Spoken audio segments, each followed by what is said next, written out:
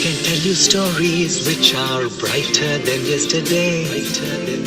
The streets have never been so quiet. The squirrels found a new hideaway. Tomorrow will never be the same. There is so much hope in our hearts.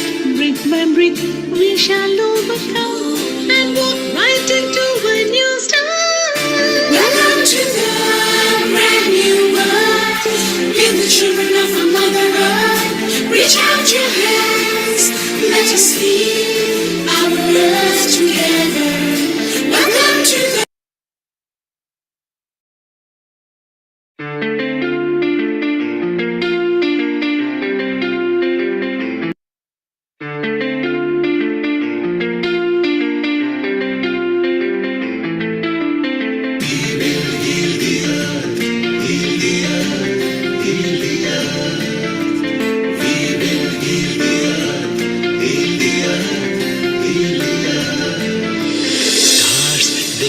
Stories which are brighter than yesterday.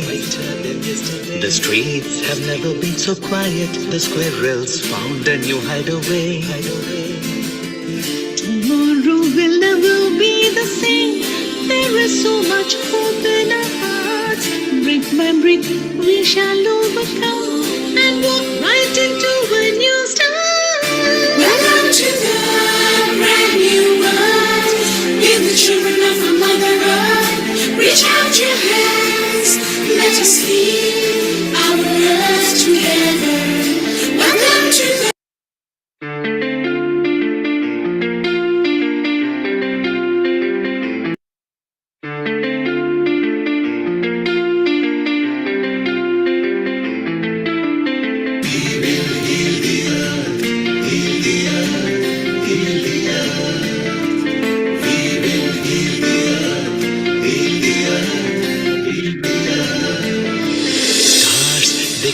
Stories which are brighter than yesterday.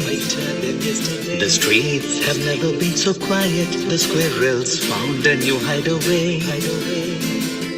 Tomorrow will never be the same. There is so much hope in our hearts. Brick by brick, we shall overcome and walk right into a new start. Welcome to the brand new world. Give the children of our Mother Earth. Reach out your hands. Let us heal our earth together. Welcome to the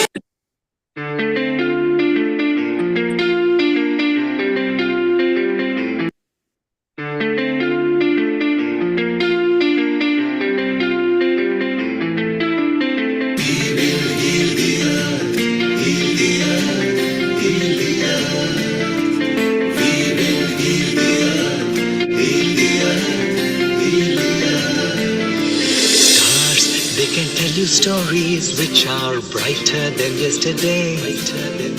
The streets have never been so quiet. The squirrels found a new hideaway. Tomorrow will never be the same. There is so much hope in our hearts.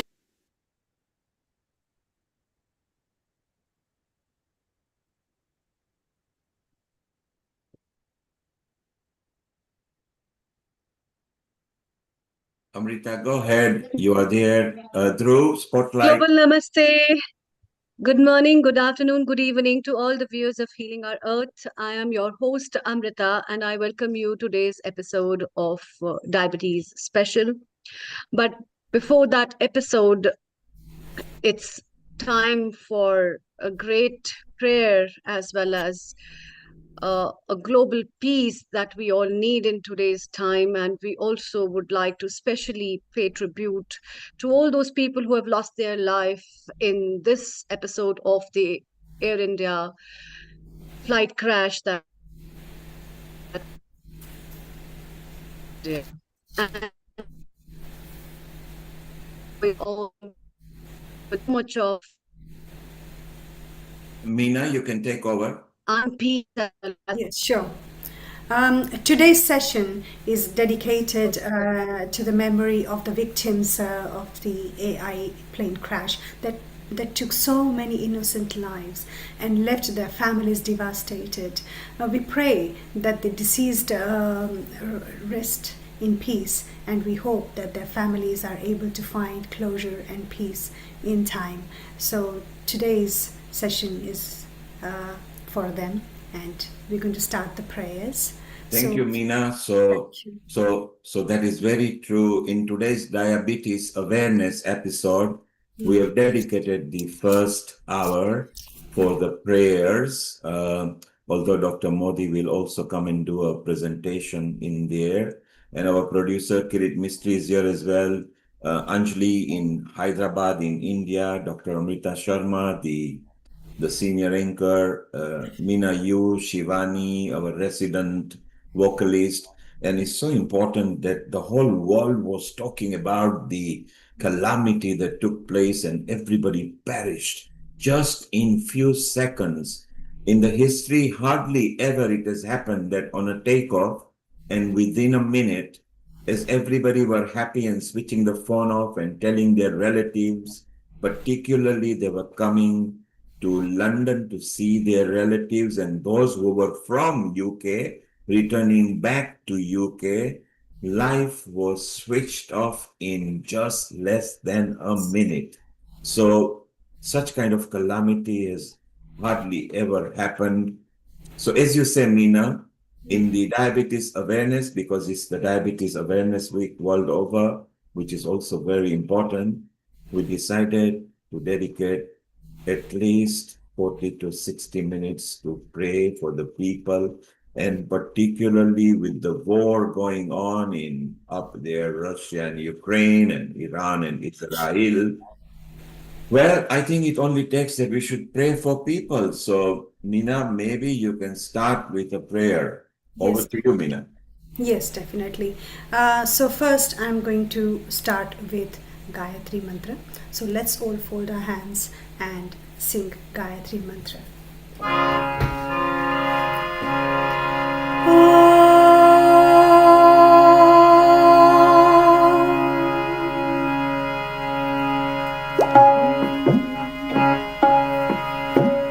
Om Bhurbhuvasvah Tatsaviturevarenyam Bhargo Devasya Dhimahi Dhiyo Yo Nah Prachodayat. Om Bhurbhuvasvah Tatsaviturevarenyam Bhargo Devasya Dhimahi Dhiyo Yo Nah Prachodayat. Om Bhurbhuvasvah Tatsaviturevarenyam Bhargo Devasya Dhimahi Dhiyo Yo Nah Prachodayat. Om Bhurbhuvasvah Tatsaviturevarenyam Bhargo Devasya Dhimahi Dhiyo Yo Nah Prachodayat. Om Bhurbhuvasvah Tatsaviturevarenyam Bhargo Devasya Dhimahi Dhiyo Yo Nah Prachodayat.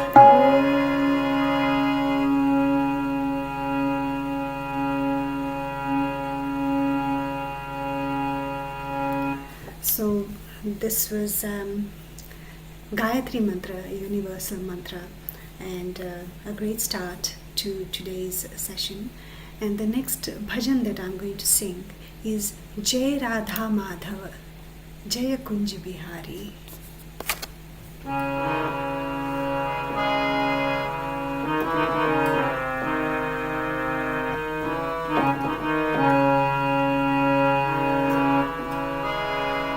Jai Radha Madhava,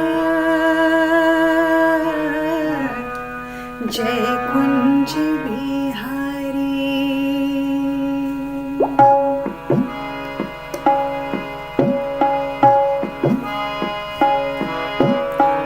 Jai Radha Madhava, Jai Kunj Bihari.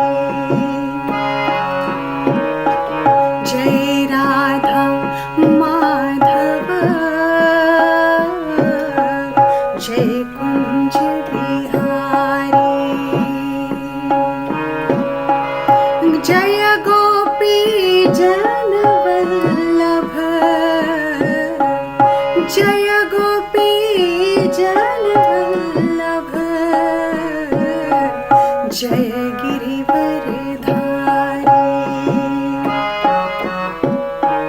जय राधा माधव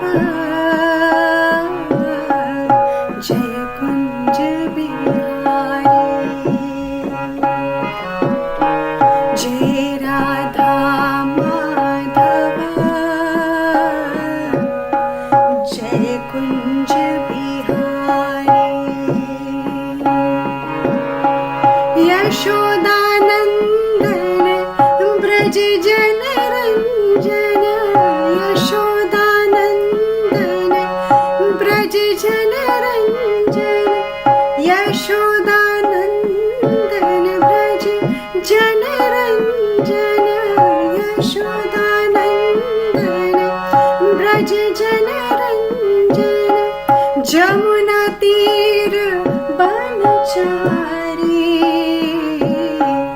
जमुना तीर बनचारी जय राधा माधव जय कुंज बिहारी जय राधा माधव जय कुंज बिहारी हरे Krishna Krishna Krishna Hare Hare Hare Krishna Krishna Krishna Krishna Hare Hare Hare Ram Ram Ram Hare Hare Hare Ram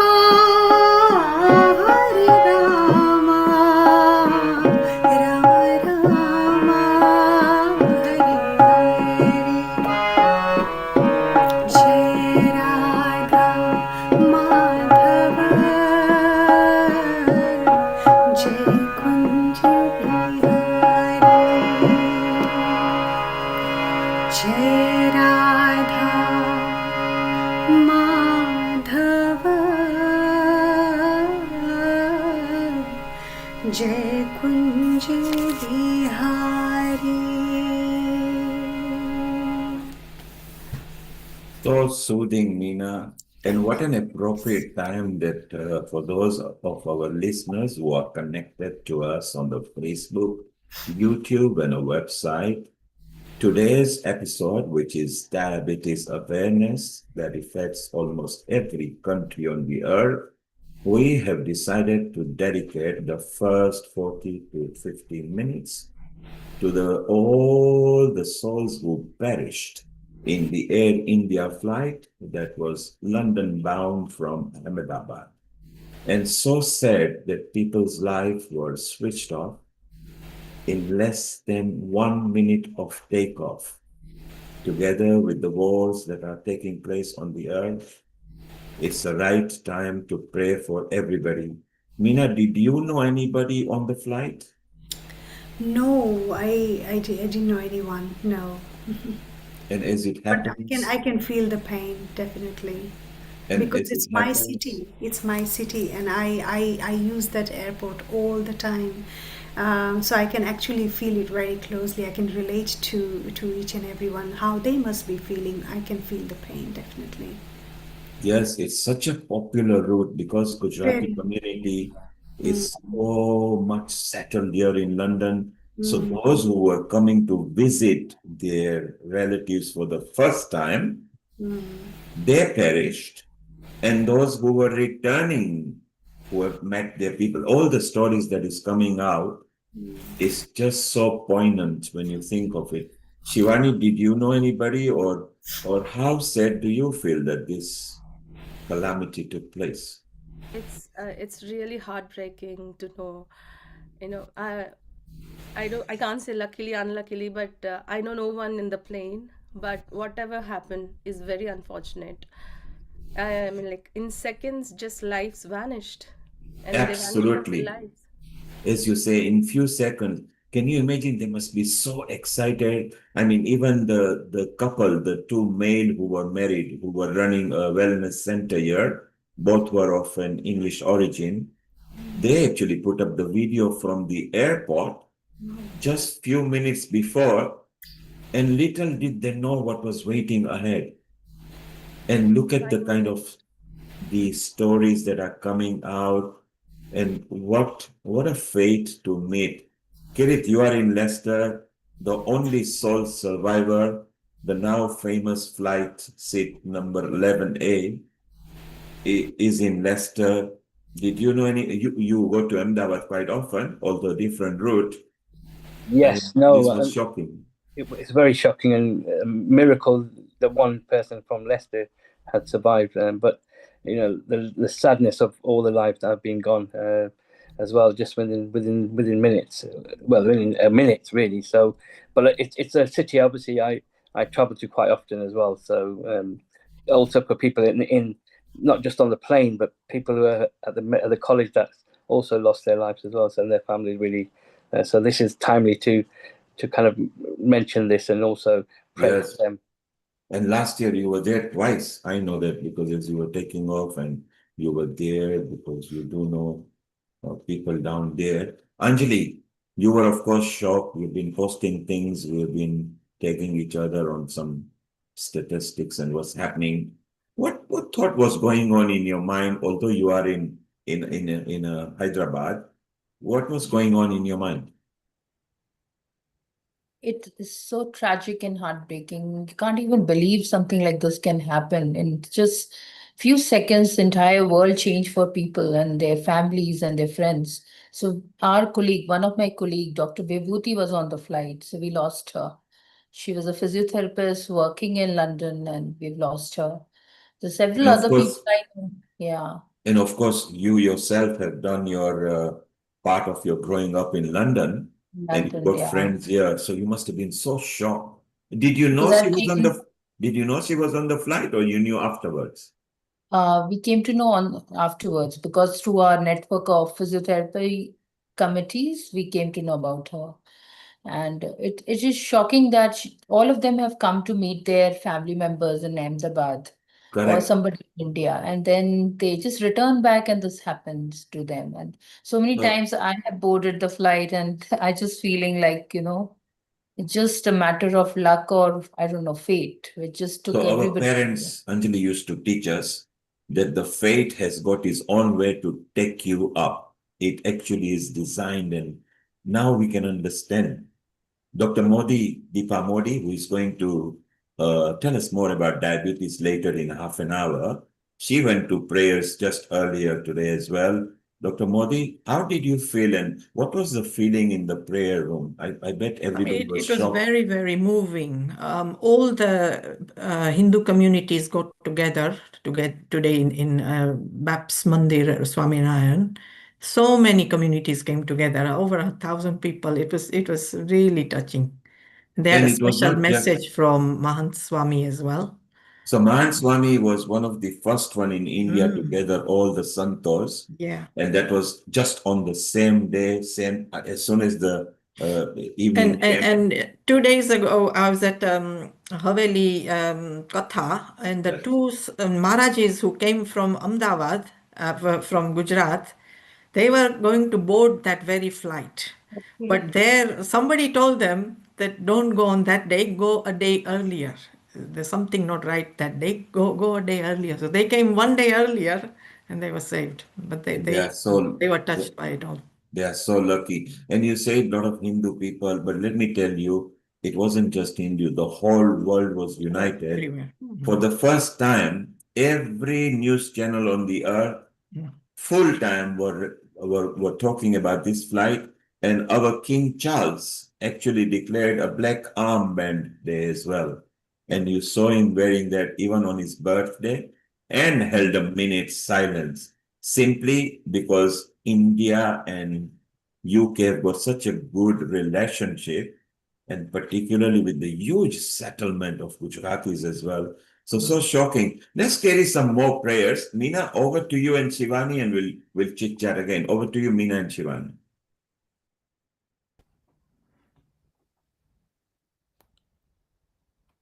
Hello?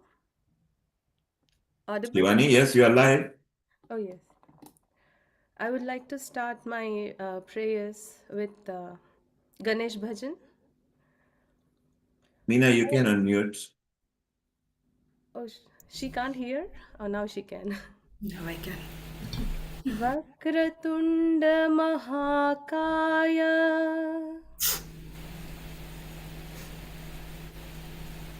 सूर्यकोटि समप्रभा निर्विघ्नं कुरु मे देव सर्वकार्येषु सर्वदा।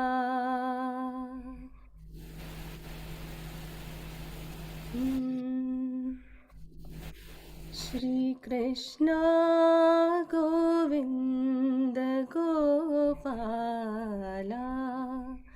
हरि गोविंद गोविंद गोपाला श्री कृष्ण गोविंद गोपाला हरि गोविंद गोविंद गोपाला श्री कृष्ण गोविंद गोपाला हरि गोविंद गोविंद गोपाला श्री कृष्ण गोविंद मुरली मनोहर देवकी नंदन गोपाला श्री कृष्ण गोविंद गोपाला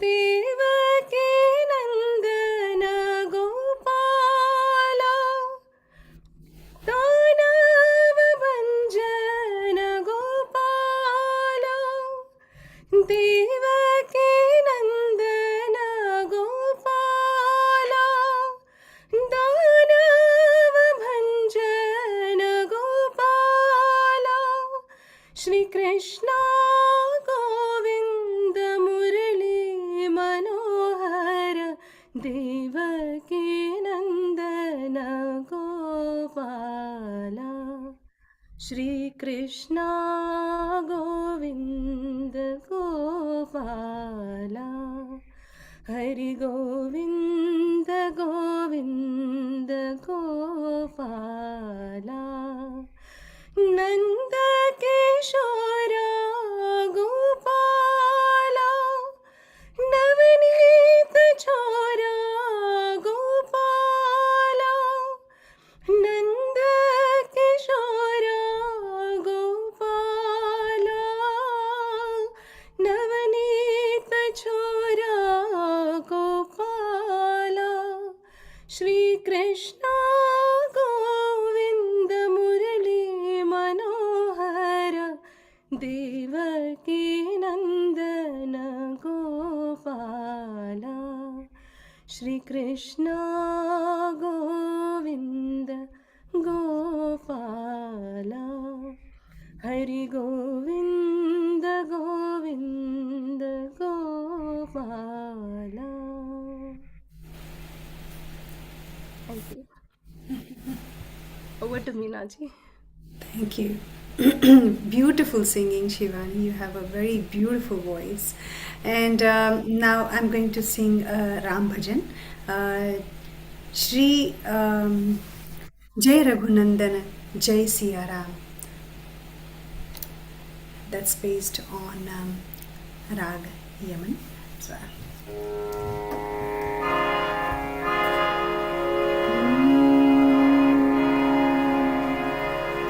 श्री रामचंद्र आश्रित पारिजातः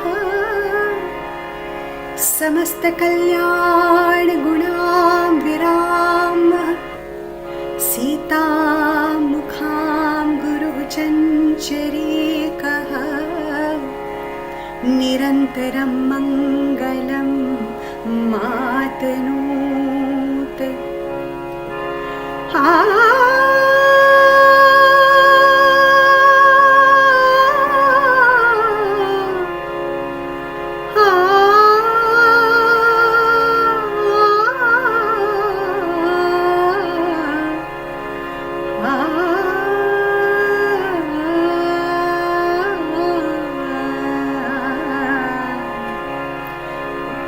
जय रघुनन्दन जय सिया राम।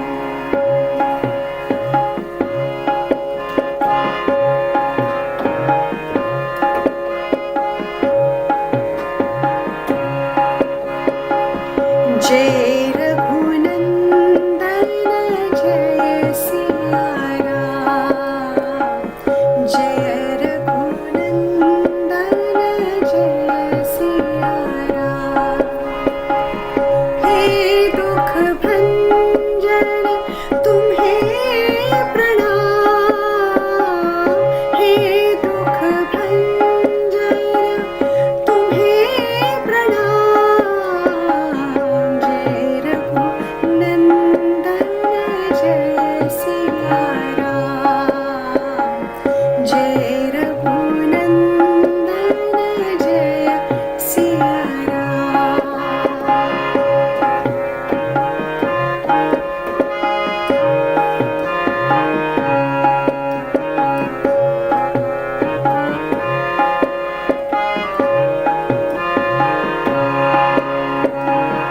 घाट घाट को हे परमेश्वर,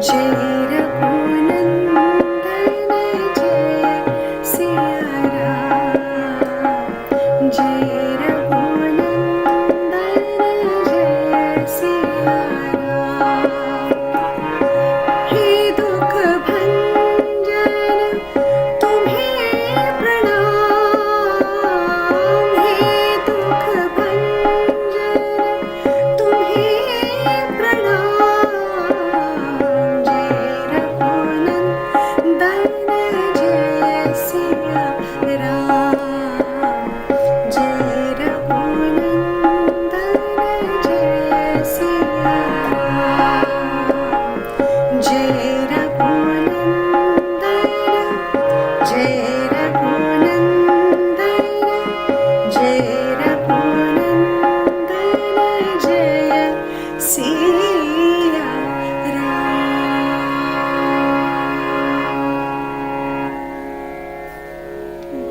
Beautiful, mesmerizing. Thank you. It is a beautiful bhajan, and it's based on pure rag Yaman. So shall over to you, Shivani, and then I'll sing another one. Madhuban की लताओं में गुरुदेव तुम्हें देखूं मधुबन की लताओं में गुरुदेव तुम्हें देखूं गुरुदेव तुम्हें देखूं गुरुदेव तुम्हें देखूं गुरुदेव तुम्हें देखूं गुरुदेव तुम्हें देखूं मधुबन की लताओं में गुरुदेव तुम्हें देखूं यमुना का किनारा हो उसमें चंचल सी धारा हो यमुना का किनारा हो उसमें चंचल सी धारा हो वहाँ रास रचाते हुए गुरुदेव तुम्हें देखूं वहाँ रास रचाते हुए गुरुदेव तुम्हें देखूं गुरुदेव तुम्हें देखूं गुरुदेव तुम्हें देखूं गुरुदेव तुम्हें देखूं गुरुदेव तुम्हें देखूं मधुबन की लताओं में गुरुदेव तुम्हें देखूं मधुबन की लताओं में गुरुदेव तुम्हें देखूं गुरुदेव खड़े तिरछी जिनके सर पे मैं मुकुट बिरजे गुरुदेव खड़े तिरछी जिनके सर पे मुकुट बिरजे अधरों पे लिए मुरली गुरुदेव तुम्हें देखूं अधरों पे लिए मुरली गुरुदेव तुम्हें देखूं गुरुदेव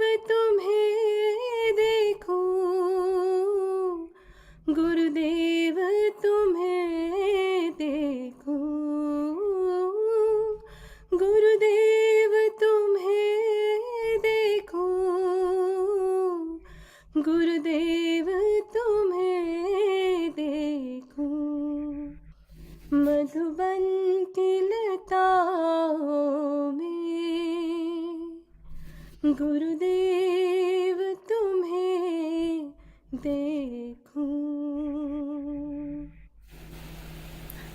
So beautiful, So beautiful. Yes. so wonderful.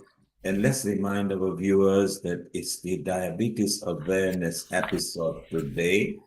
But in light of the calamity that took place with the Air India flight from Ahmedabad to London, we have decided to hold prayers and together with the wars that are taking place. So, Meena Shivani, let's take a 10-minute break. Let's visit to our episode producer, Kirit Mistry. He will tell us a bit about diabetes, and also Dr. Deepa can talk a bit about diabetes, and then we come back with more prayers. So let's have a 10-minute break, okay? So, Over to you, Kirit Mistry, if you could introduce Dr. Deepa Modi. Let's have a 10-minute chit chat on diabetes. And then once again, people on the social media are very appreciative of Healing Our Earth for bringing these prayers. Well, that's what Healing Our Earth does. It prays for everybody, it unites everybody, it brings love, harmony, and unity. Over to you, Kirit Mistry, for the next 10 minutes. okay, thank you, Global Namaste to all of our viewers today, and thank you again for the lovely bhajans and the prayers that we've been hearing. So that's been amazing to actually remember the lives of lost in this tragedy that happened just on Thursday in India, in Ahmedabad. So our thoughts are with the families who are obviously lost their loved ones, but also our thoughts are with the everyone who's been devastated by this around the world. So today's special episode is around diabetes awareness. It's in the UK. We've got Diabetes Awareness Week, which ends today. So it's really important. Diabetes affects a number of our South Asian population, but also African population and all communities as well, but mostly very prevalent within the South Asian and the African communities. So it's really important that we raise awareness globally, that although we're taking this in the UK context, but this diabetes is a global phenomenon that's going around the world. We have our Dr. Deepa Modi, who's a retired GP, but also has been doing some amazing work around, holistic education, lifestyle, and you'll hear more from her. So without further, I'm just going to introduce Dr. Deepa Modi to just say a global namaste to our viewers and just present a little bit, and then we will certainly be coming back to let you continue your presentation. So global namaste, Deepa Modi. Namaste, everybody. Thank you. Beautiful bhajans, and yeah, really great tribute you're doing. Fantastic job to all the singers. Really good. Am I able to share my? You should be co-host, so you should be able to share. Oh, 1 minute. This is what I wanted. Just while you're doing that, I just wanted to give you a couple of stats. In 2014, the world there was 387 million people with living with diabetes, and it's predicted that by 2035 that figure is going to grow to 592 million, a 53% rise of diabetes. So it's really important of the messages that you're going to get today from Dr. Deepa and also others to kind of look at how we can share this information and help people manage better or prevent diabetes. So that's what today's special episode is going to be about, and you'll be hearing from a couple of our Sahar members who are also living with diabetes a bit later on as well. So you're able to share. I think you just need to. Yeah, I'm trying to share now. How do I? Switch off your share. You shouldn't show your desktop. Oh, okay. Find the item you want to share, then screen share, please. So if you could switch off, it's showing your desktop and everything. Yeah. Switch off, and then find what you want. Yeah. Perfect. Yeah. Find your presentation and then bring it on, please. Yeah. It So should just be on your computer before you share, okay? Yeah, I found my presentation. Okay, maximize, yes, it's here. Every healthy choice counts. If you maximize Yeah. your screen, Okay. do it as a presentation. 1 minute. How do I maximize the screen? so you will see an icon either on the top right or at the bottom, so that the full screen will be taken. Yeah, just no, that's not right. Oops. Oh dear. No problem. No problem. Just there's a presentation view that you should be able to click on. Is it? Yeah, that's what I've done, but Okay. 1 minute. 1 minute. 1 minute. Let me try again. So where Dr. presentation Deepa, do F5 at the top. F5. F5. Yeah, okay, fine. Yeah. Okay. Thank you. Yeah, I've done that. Yeah, it's not propagating. What you can do, maybe. How do I maximize? I've got this thing on the screen share. It's maximizing it. Yeah, it depends. It depends which computer you are on. On the top right, you've got minimum, maximum icon, or at the bottom, Is that coming? function. No, you've gone down. What you do, switch it off, maximize on your screen, and then share. We can have a bhajan meanwhile. Turn your screen share off, please. Yeah. Meena, you can do a bhajan while she's setting up correctly. Okay, so Dr. Modi, switch off your screen share, please. Yeah, that's perfect. Thank you. Okay. No problem. Don't worry. See if at your end you can see it maximum. What you see will come over here. Okay. Okay, Meena. Yeah. Meena or Shivani, let's have a bhajan or a prayer or a kirtan. Yes, sure. I'm going to sing this Krishna bhajan. सुनो कृष्ण प्यारे ये विनती हमारी तरसती है आँखियाँ दरस को तुम्हारे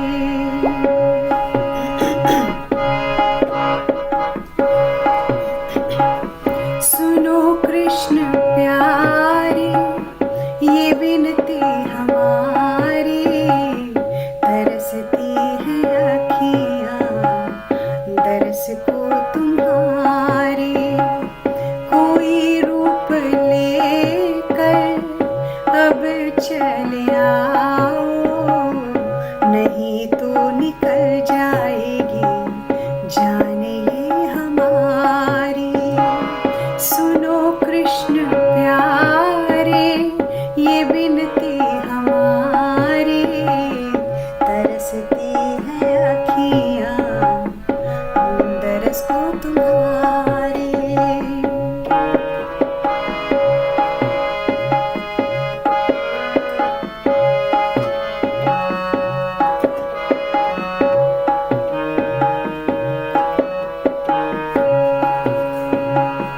हमें भी सुनाओ वो धुन बांसुरी की हमें भी लुभाओ जैसे गोपियाँ लुभी थी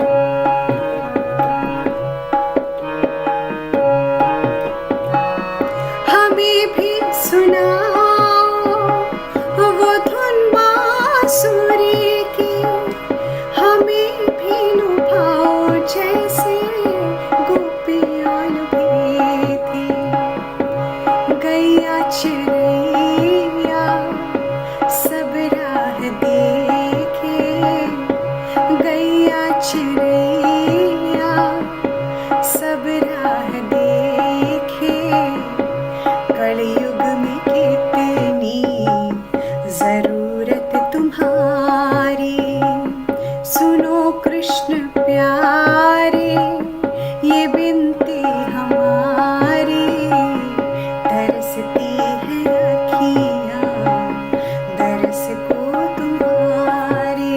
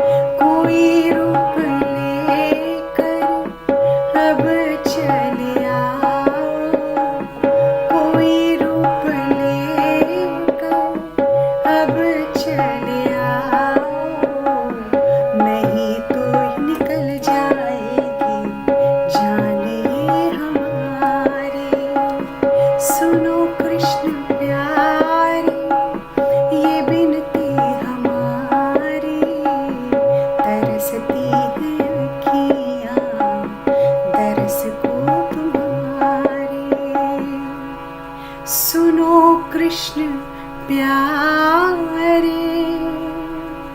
ये बिनती हमारी, तरसती है अखियाँ दरस को तुम्हारे. Wow, so divine it is. Thank you, thank you. It's just beautiful. Thank you. That's wonderful. Let's see if Kirit and Dr. Modi has sorted it out. If they have, we do. Otherwise, let's keep on praying. And yes, Deepa Modi is here. Tips to prevent and manage diabetes naturally. Okay. Then can you maximize the screen? Is it coming? Yeah, your screen is showing. Now it's coming. Yes, Tips now it's to coming. prevent Fine. and manage diabetes and see if you can Okay. maximize. Is it not central, no? Yeah, it's there. It's not maximum. Okay, don't worry. Just talk about it. Go ahead. Okay, so we're talking about how to prevent and manage diabetes naturally. Because, first is awareness. Our body is designed to heal if we have just a little bit of awareness what to do. And unfortunately, diabetes is an epidemic right now where the blood sugar is rising above normal. And, why is this happening? This is what we need to understand. Pancreas stops making, either the pancreas stops making insulin, which is type 1 diabetes, and that's only a minority of people with diabetes, about 8 or 9%. And the majority have got type 2 diabetes, where the pancreas is still making insulin, but in an impaired fashion. And the main problem in type 2 diabetes is there's insulin resistance, where insulin is like a key, and the cell receptors are like the lock. And basically the key can't get into the lock, so that the sugar is not able to get into your cells and muscles where it needs to be. And the reason for this is the receptors, the lock is blocked with fat, and that's simple as that. And when the sugar rises in your blood, everything damages, all the blood vessels clog up. So you get damage to your heart, you get damage to you can get brain damage causing stroke, you can get leg problems, you can get ulcerations, eye problems, giving you vision loss from diabetic retinopathy. It's a huge problem. Kidney, if it blocks your kidney, you get kidney failure. And we're seeing this everywhere. People are suffering, eye problems, leg problems, everything. So, it's a global pandemic, epidemic. 800 million people are known to have diabetes now. And the highest is in the South Asian countries, China being the highest incidence, 141 million, India being second highest as 101 million people suffering, and Pakistan is the third highest, 33 million. Now, in India, the incidence is the actual proportion of people having diabetes is about 11.5%. And in Pakistan, it's about 31%, which is 1 in 3 people. Huge. And over half are not receiving any treatment at all, or a lot of people don't even know they have diabetes, and the rates have doubled in the last 30 years. So these are the grim figures. In the UK alone, we have 5 million people with diabetes, which is 7% of the adult population. And 4.5 million have been diagnosed, and the other 1.2 million haven't been diagnosed. So almost 1 in 5 don't even know they have diabetes. And it's about 9 to 10% of the NHS budget, 10 billion pounds a year we're spending on it. Huge. So, is there, diabetes is a huge thing. So what are the risk factors? We're going to focus mainly on type 2 diabetes, which is this one where, the receptor sites are blocked. The pancreas produces insulin, but the glucose cannot get into the cell. And what causes this? Number one factor is obesity, where your body weight is high. So if your BMI is over 30, you're 7 times more likely to get diabetes. Also, age is another factor. Above 35, everybody's risk rises. Family history is also a problem. Ethnicity is a big risk factor. South Asians are all 4 times more likely to get diabetes than white Caucasian people. And also other ethnic groups are also at much higher risk, like Africans, Latinos, Hispanics, Pacific Islanders. And also a sedentary lifestyle is a major risk factor in getting diabetes. So if you want to know your risk, the Leicester Research Center has developed a Leicester Diabetes Risk Score, which is internationally known. And you can just Google this, Leicester Diabetes Risk Score, and you'll get a table of list of questions. It's very easy to do, and anybody can find out what risk they are, low, medium, or high, to getting diabetes type 2. So it's a good tool. You can also get it on Diabetes UK website if you put risk score. So what can we do? I mean, can diabetes be prevented? That's the question. Now, up to 90%, it's a big yes. You can prevent it in up to 90% of people. Almost in all type 2 diabetes, you can reverse it if you do the lifestyle changes needed. And this is what we're going to focus on now. Type 1 also, you can manage it much better with a particular diet called low-fat, whole food, plant-based diet. Now, how do you prevent type 2? The main thing is you've got to maintain a normal weight.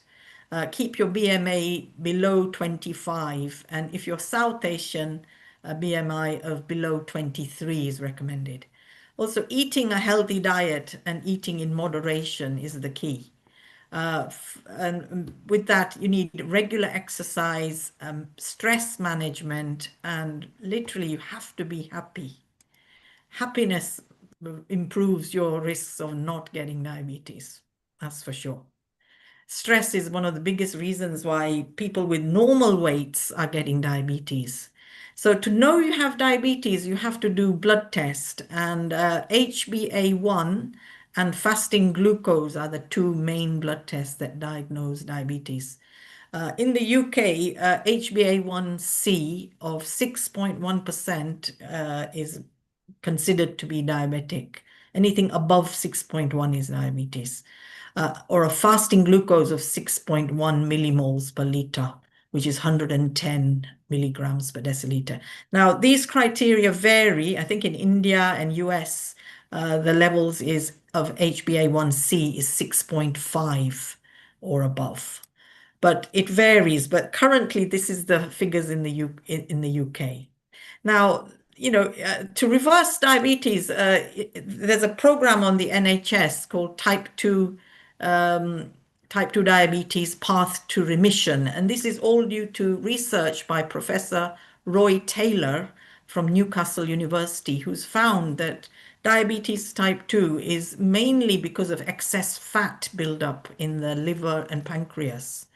And people need to lose about 15 kgs in weight to reverse it. And even if you're normal body weight, you have hidden fat, and losing up to 10 kgs can reverse it. So in the NHS in the UK currently, if you fit the criteria, which is being below 65 and having type 2 diabetes within the last 6 years, and a BMI of 25 if you're Asian, or a BMI over 27 if you're white, this is the eligibility criteria to go onto this program. And they give you a low-calorie diet for 12 weeks. And it's all programmed. They give you a meal replacement diet, very low calorie. And then they give you support to get back to normal eatings and a healthier lifestyle to maintain your weight. And this does work in up to 80% of people. So also in the UK, if you're diabetic, you can get if you're obese and have diabetes and or hypertension, you can get an NHS digital weight management program, which is available to anybody if you're in this group. It's a 12 weeks online program.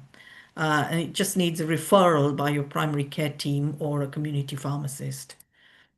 But now, so weight is the key thing. You've got to be a normal weight, which is a BMI of 18.5 to 25, which is this green bracket. Overweight is considered a BMI of over 25, and obese is considered a BMI over 30. So underweight is below 18.5. So I'm now going to, there's another method around the world where they show how to control diabetes. And this has been going on for about 25, 30 years. A whole number of doctors in US, Dr. Deal Barnard, Dr. Dean Ornish, Dr. Joel Furman, have been practicing this in the US. And in India, there's Dr. Nandita Shah, who's a leader in this. And she's formed a Sharan Foundation, sharanindia.org. And she's amazing. She's been doing this for about 15 years, I believe, or more, where they reverse people's diabetes. They reverse all sorts of medical conditions just by following this diet. There's a few other people doing it as well. Cyrus Kambata and Robbie Barbaro, two young guys who I think Stanford University students who both developed type 1 diabetes and are now hardly need any insulin. They're on minimum amounts of insulin, and they're teaching people how to eat like this and live like this through their coaching program called Mastering Diabetes. So it's all about eating whole foods, which is basically this, as you see in the diagram. Everything natural, more fruits, vegetables, whole grains, everything that is as it is in nature. Yeah, no processed foods. More beans, more salads, more greens, more nuts and seeds. And there's basically no added oils. You've got to keep away from anything extra that is not in nature. You just eat fruits and vegetables and whole grains and seeds and nuts to get your oils. And if you can eat like this, I mean, you need to go on a program where they teach you how to cook and make tasty foods using this. And basically, you've got to avoid all dairy products, no milk, and no animal products at all. No milk, no butter, no cheese, no eggs, no animal products at all, and no processed foods. And you can, if you follow this sort of diet, you are guaranteed to lose weight and normalize your HbA1c within 2 to 3 weeks. And they also encourage you to eat a whole rainbow colored foods, all different colored foods every day. So this is something worth knowing about. And, basically this is the ideal proportions to eat. You eat like 50% vegetables and fruits, 25% whole grains, and 25% protein foods like beans, legumes, and nuts. So that's the basic diet. But I'm going to go through a whole, through all the research I could find, sort of 18 really simple ways anyone at home can change their blood sugar levels and normalize them. Number one is you've got to fast for 12 hours a day. And that's really easy. You've got to have 12 hours between your last meal at night and first meal in the morning. That helps to burn fat and it reduces your risk of getting diabetes drastically. Also, you've got to eat in moderation. Only eat till 80% full. And the only way you'll do this is if you eat slowly and you eat mindfully. Don't eat in a hurry because you'll often eat more than you need. And you need to eat without distractions. You've got to be seated, you've got to be calm, you've got to have some time to eat so that you chew more And if you chew more, you will eat less. It's a direct fact. Thirdly, you've got to stay away from anything processed. Ultra-processed foods are the major problem in getting diabetes these days. That's why it's on the increase, because we're eating more and more of these pre-packaged foods. They consider in the US it's 60% of the total diet is processed foods. So it's no wonder people are getting diabetes. So it's high GI carbs that you've got to stay away from. Things like sugar, white bread, white flour, potatoes, white rice, fizzy drinks, white fruit juices, which are concentrated sugar, processed cereals and cakes and biscuits and things like that. So those are the foods to minimize. We cannot avoid them totally, but if you can minimize them, it's to your benefit. Fourthly, you've got to substitute good carbs, which are low GI, slow-releasing carbs, such as millets like bajro or jowar. Also, corn is very good.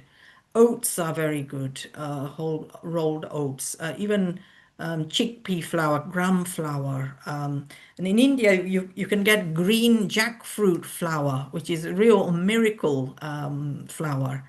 Green jackfruit flour has been proven to reduce your blood sugar drastically. And they're now mixing this with normal wheat flour to make chapatis, and you will not get diabetes if you eat this. So it's something to bear in mind.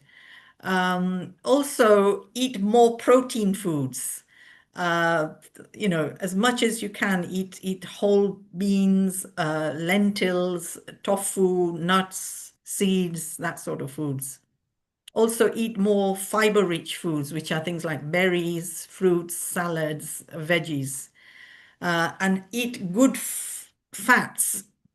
So things like avocados are excellent food for fats. Tahini, which is a sesame seed paste, is excellent as well as a replacement for things like butter or oils. Nut butters of any kind, peanut butter, almond butter, cashew butter, you can get all sorts nowadays. A little bit of extra virgin olive oil is also okay, I think. And mainly reduce fats by not having too much of fried foods. So these are the ways you can get good fats, are eating these foods. The other tip is, 1 minute. The other tip is, a lot of doctors in India are recommending this, is to have a teaspoon of ghee or pure coconut oil, unrefined coconut oil, in warm water first thing in the morning, just a teaspoon. Now, if you drink this, it lines your stomach and intestine, and it reduces your blood sugar throughout the whole day. It's amazing. And there is some truth in this. It also improves your digestion and immunity. Because the fat actually reduces absorption over the sugars and carbohydrates you will eat, and it will balance your sugar to quite a fair amount. So it's something to do if you wish to try, but there is some truth in this, and a lot of doctors are recommending this. Also, another similar thing is a tablespoon of chia seeds. Now, these are readily available. They're not that expensive either. And you just soak a tablespoon of it in some water, or some people like to soak it in plant-based milk or milk even, and just leave them overnight, and then you can consume them the next day in the morning, or with your cereal or with anything you're eating, and it will drastically reduce your sugar spikes. And it's full of omega-3 fatty acids and aids digestion. It'll make you full, and it will help you manage your weight as well. It's a useful tool in weight management. It's a brilliant food to eat, soaked chia seeds. And even if you soak them for an hour or two, or even half an hour, they will swell up and you can still consume them. So it's not necessary overnight soaking, but it's better if you can. So that's tip number 9. Then we go to tip number 10, which is making sure you're not lacking vitamin D. You must get a blood test for this, but most people are lacking vitamin D, and especially if you're diabetic, if you don't have sufficient vitamin D, your insulin will be not responsive as much. Your sugars will go higher. So it is very important to take vitamin D supplements, and I recommend everybody should be taking a minimum of 2,000 international units per day. It helps you to reduce inflammation, and it improves your immunity, and it's very, very good. Also, check your vitamin B12 level. Again, most people lack it. And I suggest everybody, if you're diabetic, just take it. Take a B12 supplement or a good multivitamin or B complex vitamin, which has got B12 in it. Here, I don't know in India, but in the UK, it's more cost effective to buy a good multivitamin than it is to just buy a B12 supplements. It's almost the same price. So you might as well buy a multivitamin and just take one a day of that. It prevents neuropathy, it protects your heart. B12 is vital in your nervous system to function. So it's very important. The 12th tip is to reduce cow's milk intake. Now, this works for some people. I've seen so many people who had a little bit high HbA1s, and I just told them to stop milk consumption, but they could have yogurt and other things, but just plain milk to stop and substitute it for a sugar-free plant-based milk. And usually, I can guarantee you, within 2 months, your HbA1c will go down by 1 to 2%. And I've seen this repeatedly. The reason for this is 1 glass of milk contains 12 grams of lactose, which is a type of sugar, which is equivalent to 3 teaspoons of sugar in 1 glass of milk. And also in milk, there's also hormones. There's insulin growth hormone, which ups your blood sugars, and estrogens and so many other hormones which disrupt your insulin sensitivity. So it's something to try, and I've seen it work. And people at Sharon and vegan societies recommend it as well. The other tip is 1 minute, we're almost getting there. Yes, the other tip is to have something bitter. So one of the bitterest things we have is fenugreek. Everybody has it in their home, especially if you're Asian. Now, just drinking 10 grams of fenugreek powder in mixed with water can reduce and maintain normal blood sugars. There's a study been done on this, and it's been proven to do this. And also in the study, they showed it lowered LDL cholesterol and triglyceride levels, which is a type of fat. So fenugreek is amazing. You can take it in other ways as well. Another simple way of taking it, if you don't want the powder, is to just have a teaspoon of it, soak it in water overnight in a glass, and then in the morning drink the water and then chew the seeds as well. And it's really, really beneficial for blood sugar control. Also, the 17th point is have a clove of garlic if you eat garlic. And I know some people don't eat garlic, but again, this will just one clove of garlic, if you can eat it, will reduce your blood sugar by 10%, as well as your blood cholesterol by 10%. And also, if you are eating a high carb, a hydrate diet, or if you fancy a dessert or something, before eating it, you can combine it with some protein or fiber-rich or fat-rich food. So, for instance, if you're having a banana, a ripe banana, have a spoon of peanut butter with it, and that will reduce the sugar absorption. Or you can have a bowl of just a tablespoon of soaked chia seeds with your dessert or with your cereal or whatever carbohydrate food you're eating. And that again will slow down the absorption. So it's just a simple way of controlling your blood sugar, and these definitely work. So they're the simple diet tips. And then, you've got to exercise more, try and move more. The key is to move in any way or form. So walking, skipping, wall push-ups, yoga, anything, going to the gym, doing any sort of active sport. If you can't exercise, stand more, just get up every half an hour if you're sitting. Uh, After eating, especially, just walk a few yards, even 100, 200 steps. 5 minutes walk can reduce your blood sugar spikes drastically.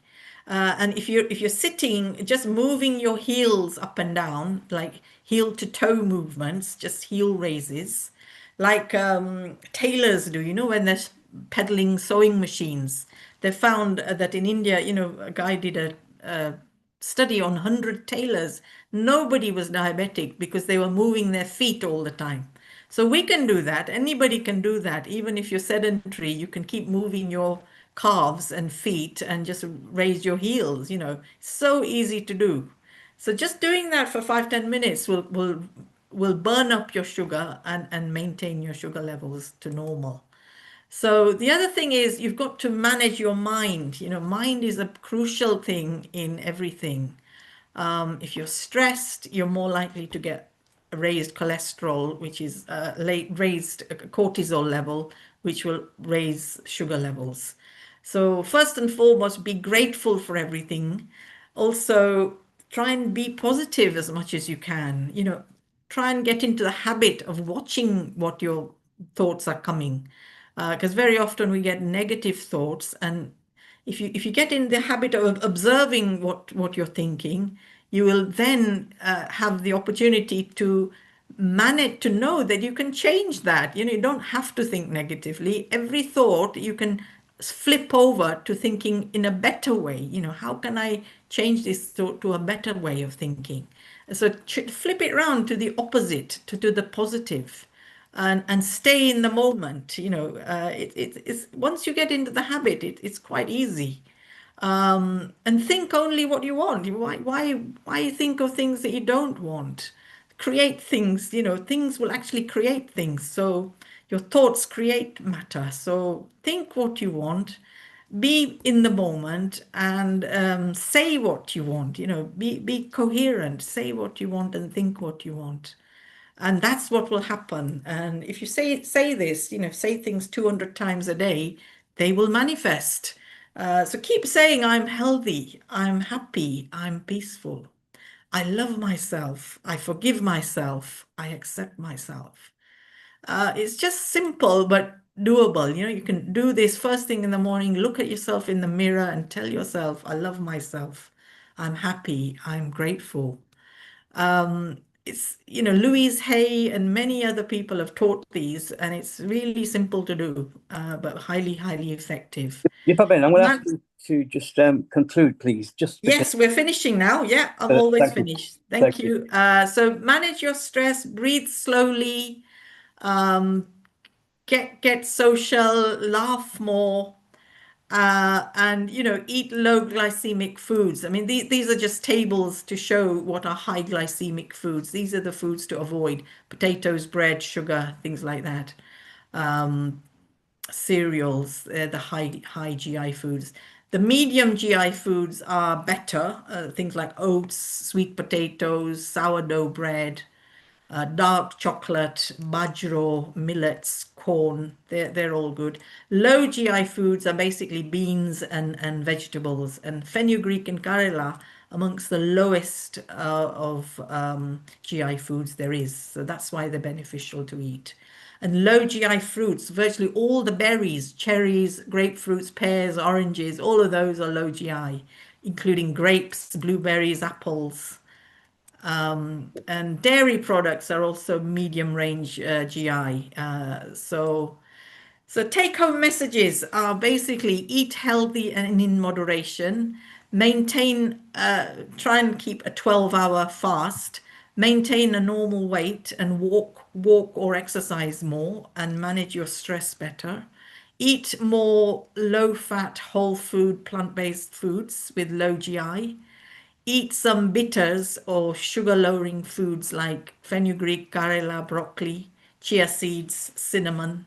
And you can reduce your blood sugar spikes by adding fiber, protein, or fat-rich foods to any high GI foods. And finally, have regular checkups. So it's basically making good choices. Health is about making good choices, and every healthy choice counts. So today, try and make a choice that your future self will thank you for. Thank you. Thank you. Amazing presentations. Thank And you. sorry, Yeah, super. Kirit, we need to move on with Nita, but just before we do, there were a lot of questions, but we didn't leave time to chit chat. So let me ask just one question. Samantha wants to ask, she loves yogurt. Is yogurt okay to eat? Yes, yogurt is better because it's pre-digested. It's better than milk. Okay, Yogurt is Samantha. already fermented, so it's far better than milk. Yes. Thank you, Samantha. You can have You can yogurt. eat, yes. Maybe avoid other dairy products. Hash, is buttermilk is also good. Yeah. Superb. So It's just the milk because it's got full sugar in it, whereas the other one, the bacteria use up the sugar. Yeah. Thank you. Anjali, what was your comment? Presentation was nice. Maybe there was too much information, but Yeah, it it's was overloaded. completely Sorry. exhaustive, wasn't it, Anjali? best question. No, it was wonderful, Dr. Deepa. So much inputs for everyone, you know. We see a lot of young girls now getting PCOS, and they are all going towards diabetes, almost insulin resistance and diabetes. And something I think all these information can be used for those girls also, you know, the young girls. But my question to you is, if somebody is having chronic kidney disease and they can't have jackfruit flour because it's high in potassium, what do we do for them? Like you mentioned about the green Yeah, I mean, there are jackfruit other flour. foods, fenugreek and cinnamon powder. I think I missed that. Just half teaspoon of cinnamon powder Right. can lower your blood sugar. So that is something to add. You can do. Right. Thank you. And Anjali, you get a lot of karelas in India. Karela, yeah, Which is- karela. There's broccoli, which is- even all yes. green vegetables like kale or spinach or any greens, they slow down your blood sugar absorption. So for those of us who are listening who are not Fiber. Indian, Karela is bitter gourd, and it could be available in your country as well. Thank you very much, Dr. Deepa. Even a Kirit, handful of thank you. berries like raspberries, strawberries, they high fiber. They Thank do slow you. down sugar. Thank you. Kirit, what Thank you you, can Dr. do, Deepa. Kirit, what you can do, if you get the presentation and put it on the Facebook and tag it to everybody, so people can, at their pleasure, maybe the more people that read and see, the better it is. Well done, Dr. Deepa. Let's go to Nita and then Hina. Don't worry, Hina, you will get your time as well. So over the next 12 minutes, Kirit, Yeah, let's sure. go to Nita and see what she has got to tell us. Thank you. Okay, global namaste, Nita Ben. I want to introduce Nita Ben because she's also a founding member of South Asian Health Action.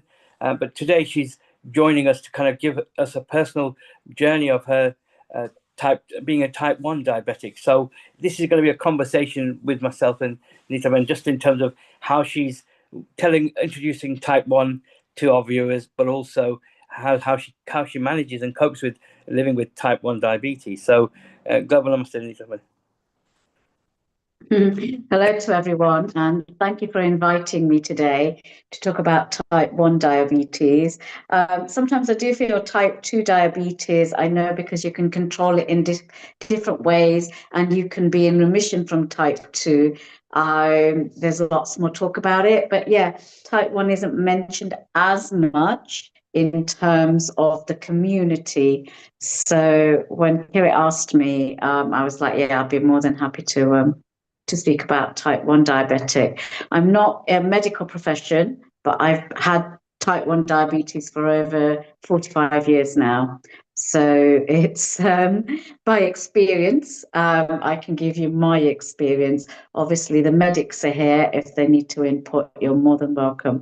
I'm not quite sure where you wanted me to start from. I'll give you my journey of diabetes. Sure, Yeah? that'd be great, yes. Okay. So I was diagnosed as a type 1 diabetic when I was 10 years old. And that was over 45 years ago. In those days, it was never heard of that children got diabetes. So it was a shock to everybody's system. Some of the signs, if you are a type 1 diabetic, is your mouth becomes very dry, thirsty. What was a plus point for me was I lost a lot of weight. I've always been a chubby child, but I was losing a lot of weight. And that was due to the diabetes. And the doctors were like, okay, there's nothing wrong with her. She's a child, she's running around, it's summertime, that's why she's thirsty, etc., etc. So it wasn't recognized that children could get diabetes or those in previous years, but I was one. Type 1 is also seen as hereditary. In my personal case, nobody from my mum's side has diabetes, including her parents or their parents. That's the knowledge that they have, and nobody from my dad's side had diabetes. My grandparents didn't, and nor did their parents. So, yes, it's classed as a hereditary ailment, but in my case, I was the first one in my family to become a type 1 diabetic. Living with type 1 diabetes is slightly different to being a type 2 diabetic. You can't control it with just food or tablets. You have to have insulin, and insulin is taken via injections. So I've been doing that since I was 10 years old. It's not all morbid, though. My dad brought me up saying, listen, you're a type 1 diabetic. Yes, you're going to have to inject yourself. We'll help you through that until you're able to do it yourself. Remember, I was only 10, but I can do everything, in the nicest possible way. I don't see myself as disabled. And my dad was like, listen, you're not blind, you're not deaf, you can do everything. So cope with your diabetes as well as you can. So being a type 1 diabetic is no different in terms of the background stuff that could happen. So you do have to look after your eyes. You do have to look after your feet because sometimes you lose sensation. In terms of eating, I am blessed enough to say I can eat everything and anything. And Dr. Modi is probably smiling there because she sees me at events where I am still enjoying the odd rasgulla or the odd mithai. That's because we can alter the amount of insulin we can take. So if you're diagnosed with type 1 diabetes or you have type 1 diabetes, please don't be afraid of it. Learn to live with it, and you can lead a normal life like anyone else. Great. And throughout your personal journey, and obviously living with type 1 diabetes for 45 years, has there been changes that you've made to kind of help you, because sometimes being a diabetic myself as well, that behavior change is something a bit difficult to kind of do. So is there any tips around what have you done to kind of change that? You said you can eat everything, but obviously but you also obviously know how to do that because of the latest gadget that you have as well, which we can talk about in a bit. Sure. So with type 1 diabetes, as Kirit said, technology has really, really evolved and it is moving much faster than I'm able to cope with it myself. So I started off when we had glass syringes. I was pricking my fingers to test my blood probably 8 to 10 times a day, etc., etc. So that's the way we used to control our sugars. I even started off doing the urine tests when I was much younger. Nowadays, with technology, you can get something called a blood glucose monitor, and it's a little gadget that goes on your arm or somewhere on your body, which monitors your sugars for you. So you no more need to prick your fingers. So that's one gadget that's really good, that's evolved with time. There's quite a few people out there who do not inject themselves now. They do have type 1 diabetes. They have something called a pump, probably the size of about a matchbox, a big matchbox, but you don't have to inject yourself every day. It can monitor what your sugars are, and it releases the right amount of insulin in terms of your background insulin. So technology is being very good to type 1 diabetics, because as I said, we're moving forward of how we can control the blood sugars. But in terms of the elements that can come, whether you're type 1 or type 2, if you don't look after yourself, if we don't look after our HbA1c and make sure that's under control, then the same complications happen in terms of early blindness, kidney failure, etc., etc.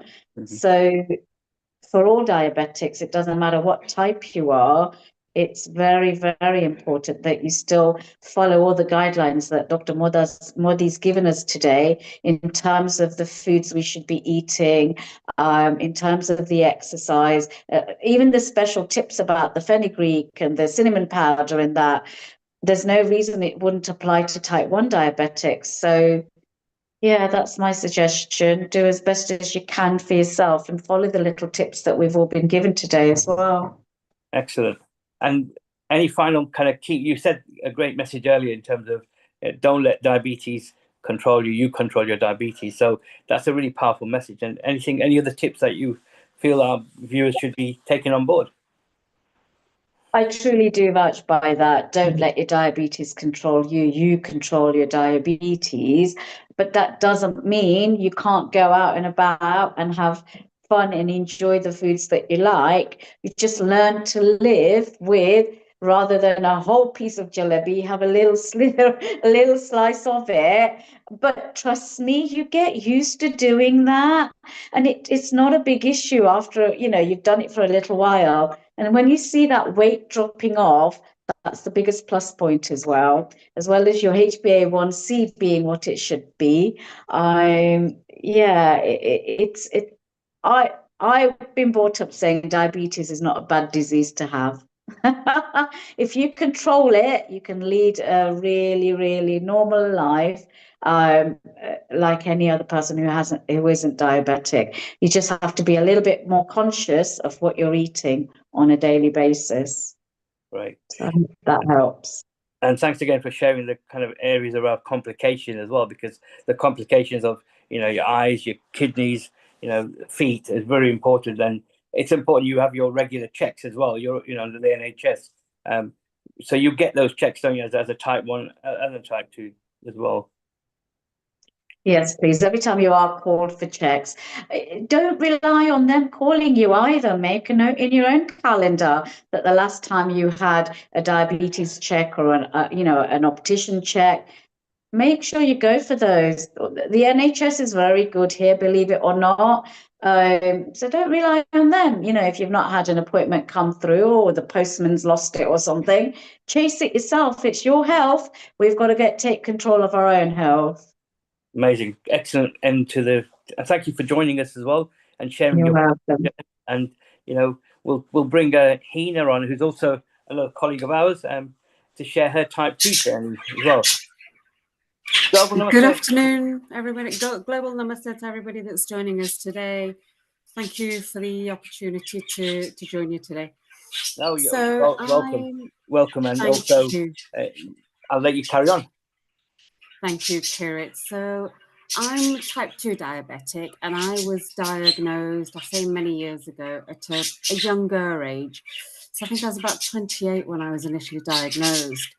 And one of the misconceptions that we have in the South Asian community is that if you eat a lot of sweets, you will develop diabetes. Now, when I was diagnosed, my family, I say they were very shocked because I didn't really have a sweet tooth at the time. So I didn't used to eat sweets. So they didn't, when I told them, they didn't believe me. And they said, well, you can't get diabetes because you don't eat sweets. So I think that's a misconception that we have within the Asian community. And I think somebody mentioned a prevalence of PCOS in Asian women. That's something that I used to have. And there is also a sort of family background of diabetes because my mum's mum was heavily diabetic. So I think sort of following on from that, that could be a reason why I developed it at a young age. Having said that, about 10 years ago, I actually managed to put my diabetes into remission. So that can, the way I sort of achieved that was through quite a strict diet regime and exercise.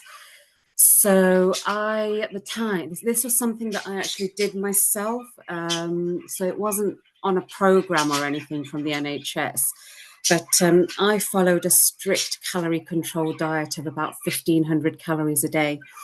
And I also exercised pretty much every day. And it was very rigorous exercise. And I lost about 40 kilos at the time. So bringing my diabetes into remission. Now, wonderful achievement. And it was great to sort of come off all the medication. I say through life circumstances, at the moment, I've lost that control. So I am on medication at the moment. Having said that, I do know what I should do to bring it back to where it should be. So I am working towards it. One of the things I've struggled with in the last couple of years is I was put on insulin, and I feel like it's a bit of a catch-22 situation in that the insulin makes me very hungry. So I find I'm eating a bit more.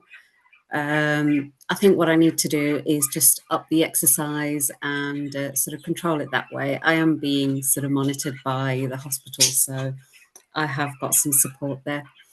But in terms of the foods and things that Dr. Modi recommended, I actually still followed the Asian diet. So I was still eating your basic Gujarati food.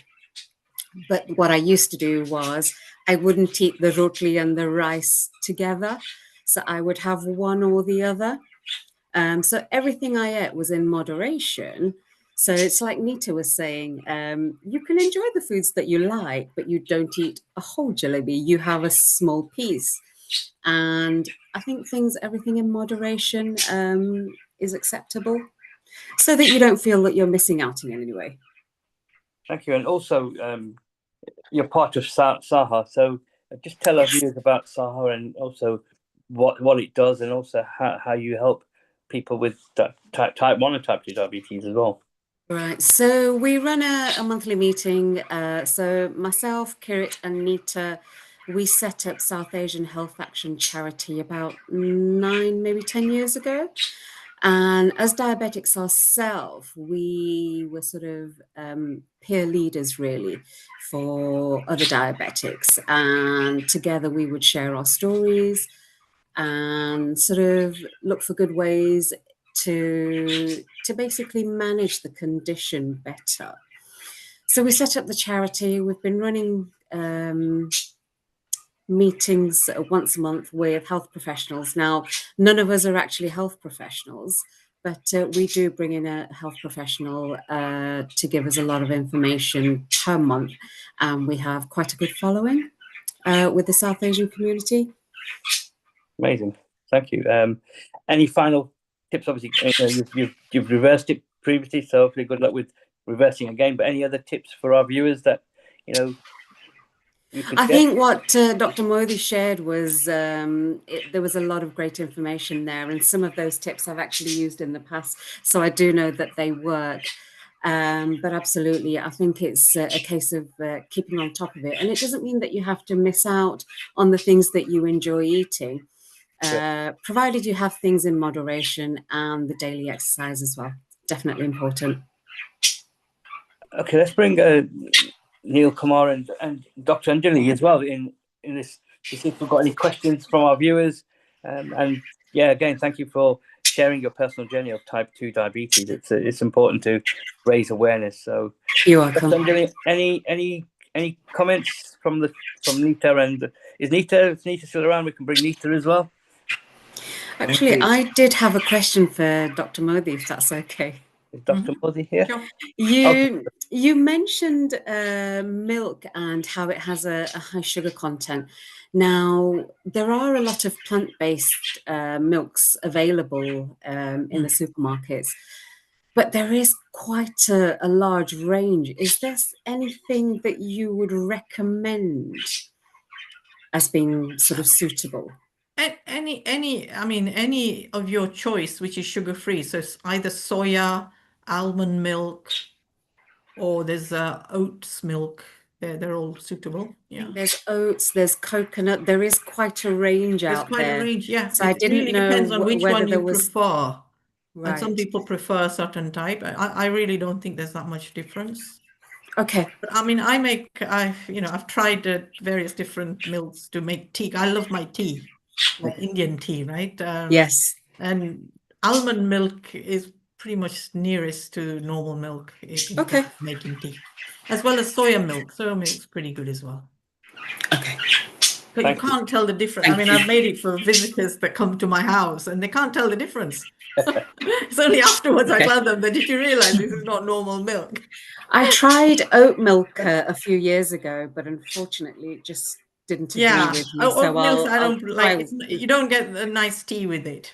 tea actually tastes really nice with the oat milk, but I just you didn't have get to on with it. experiment. Yeah. Again, it's all on personal preference. So I Sure. really, yeah.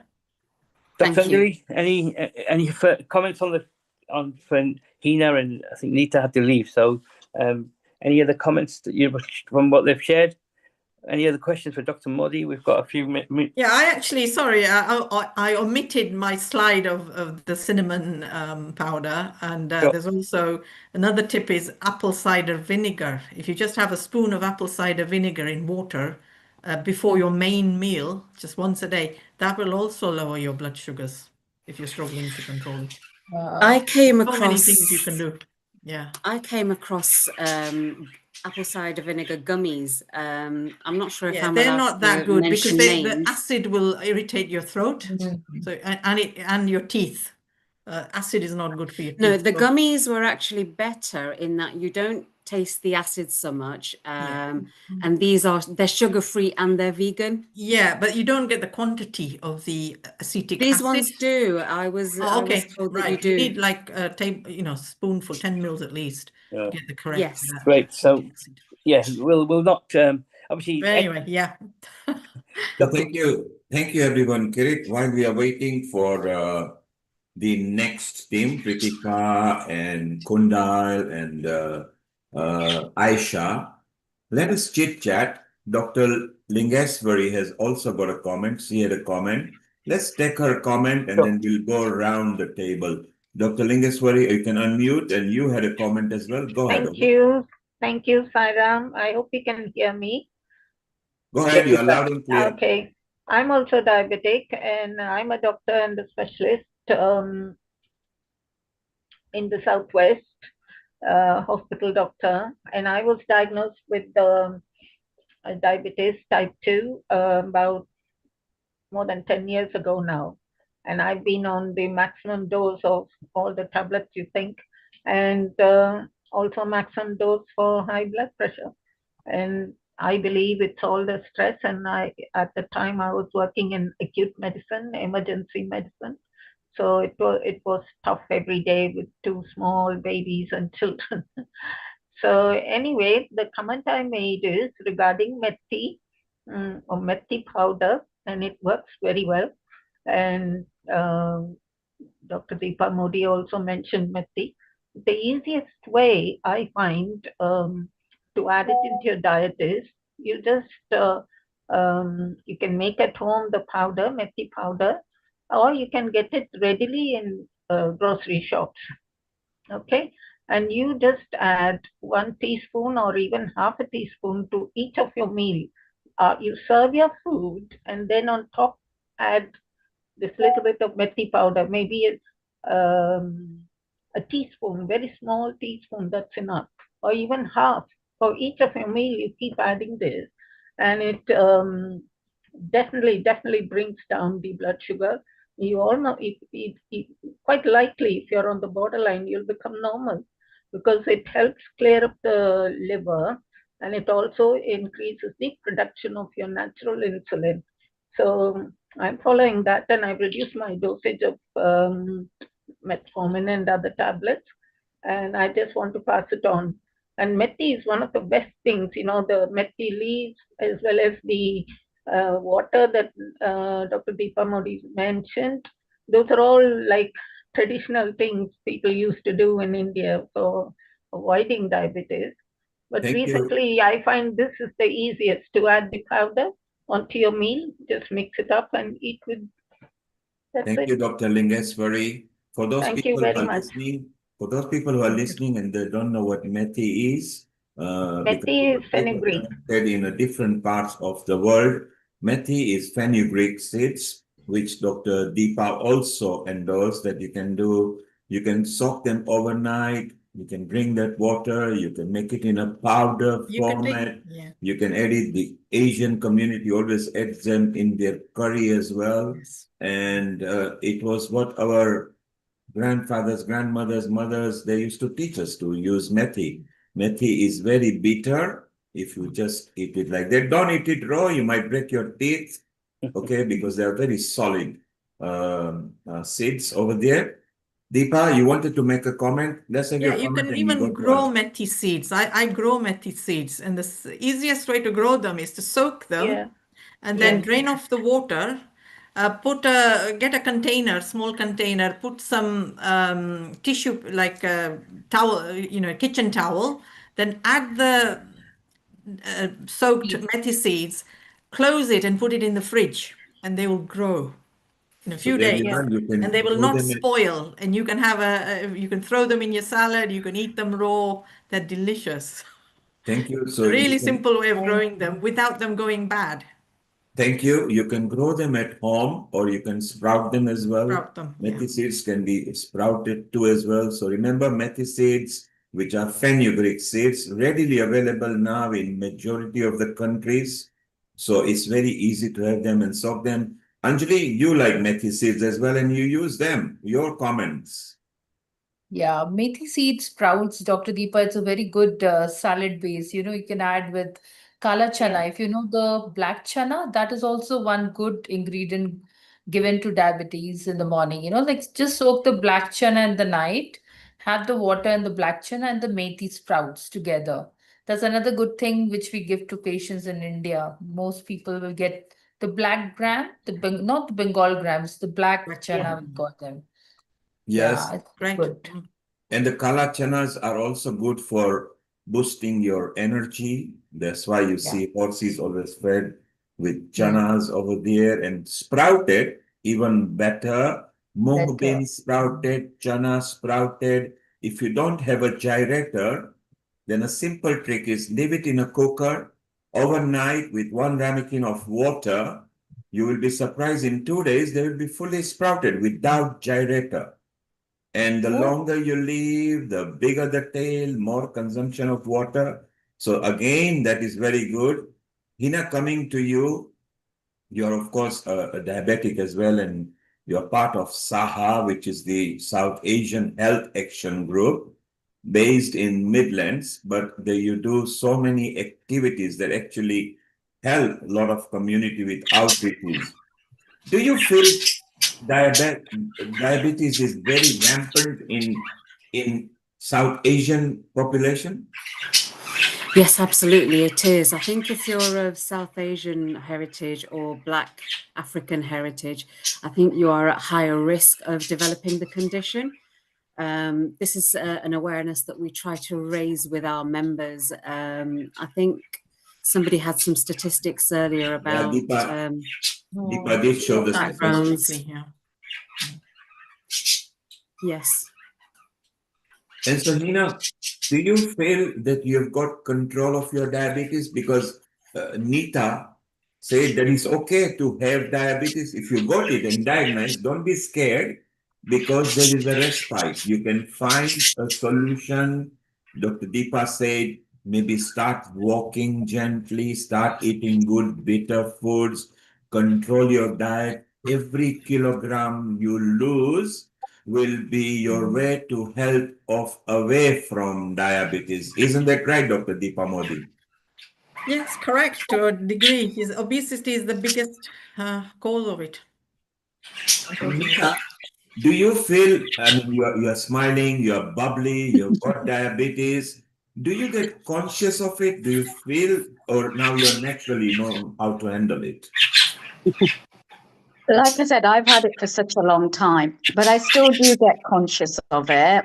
I wear a sensor, you can't see it at the moment. It's the size of a 2p coin. I wear it on my upper arm, and I've had strangers come up to me to say, "What is that?" And, they try and touch it and take it off, like peel it off, thinking Yes. something's stuck on my arm. And I do get very embarrassed, I'll still be honest. But now, also being part of Saha really helps because we're here to help people and help them, learn about their ailments, etc. So now I'm very open. I'll be like, okay, I've got diabetes. This helps to monitor my diabetes, etc., etc. So it's good to talk out because we can share things with other people who may know diabetics, etc., etc. So I think it's such a good thing to share. If you have got ailments like this, don't shy away from it, and we can all learn from each other's experiences. I just wanted to say, you asked about South Asians and diabetes. Been listening on the news recently. We're from Leicester. Saha is from Leicester in terms of Kirit, myself, and Hina. I think we've got the highest amount of diabetics within our county, basically. You've seen all the mithai shops that Leicester has. I don't know if you have. If you haven't, do come and have a look.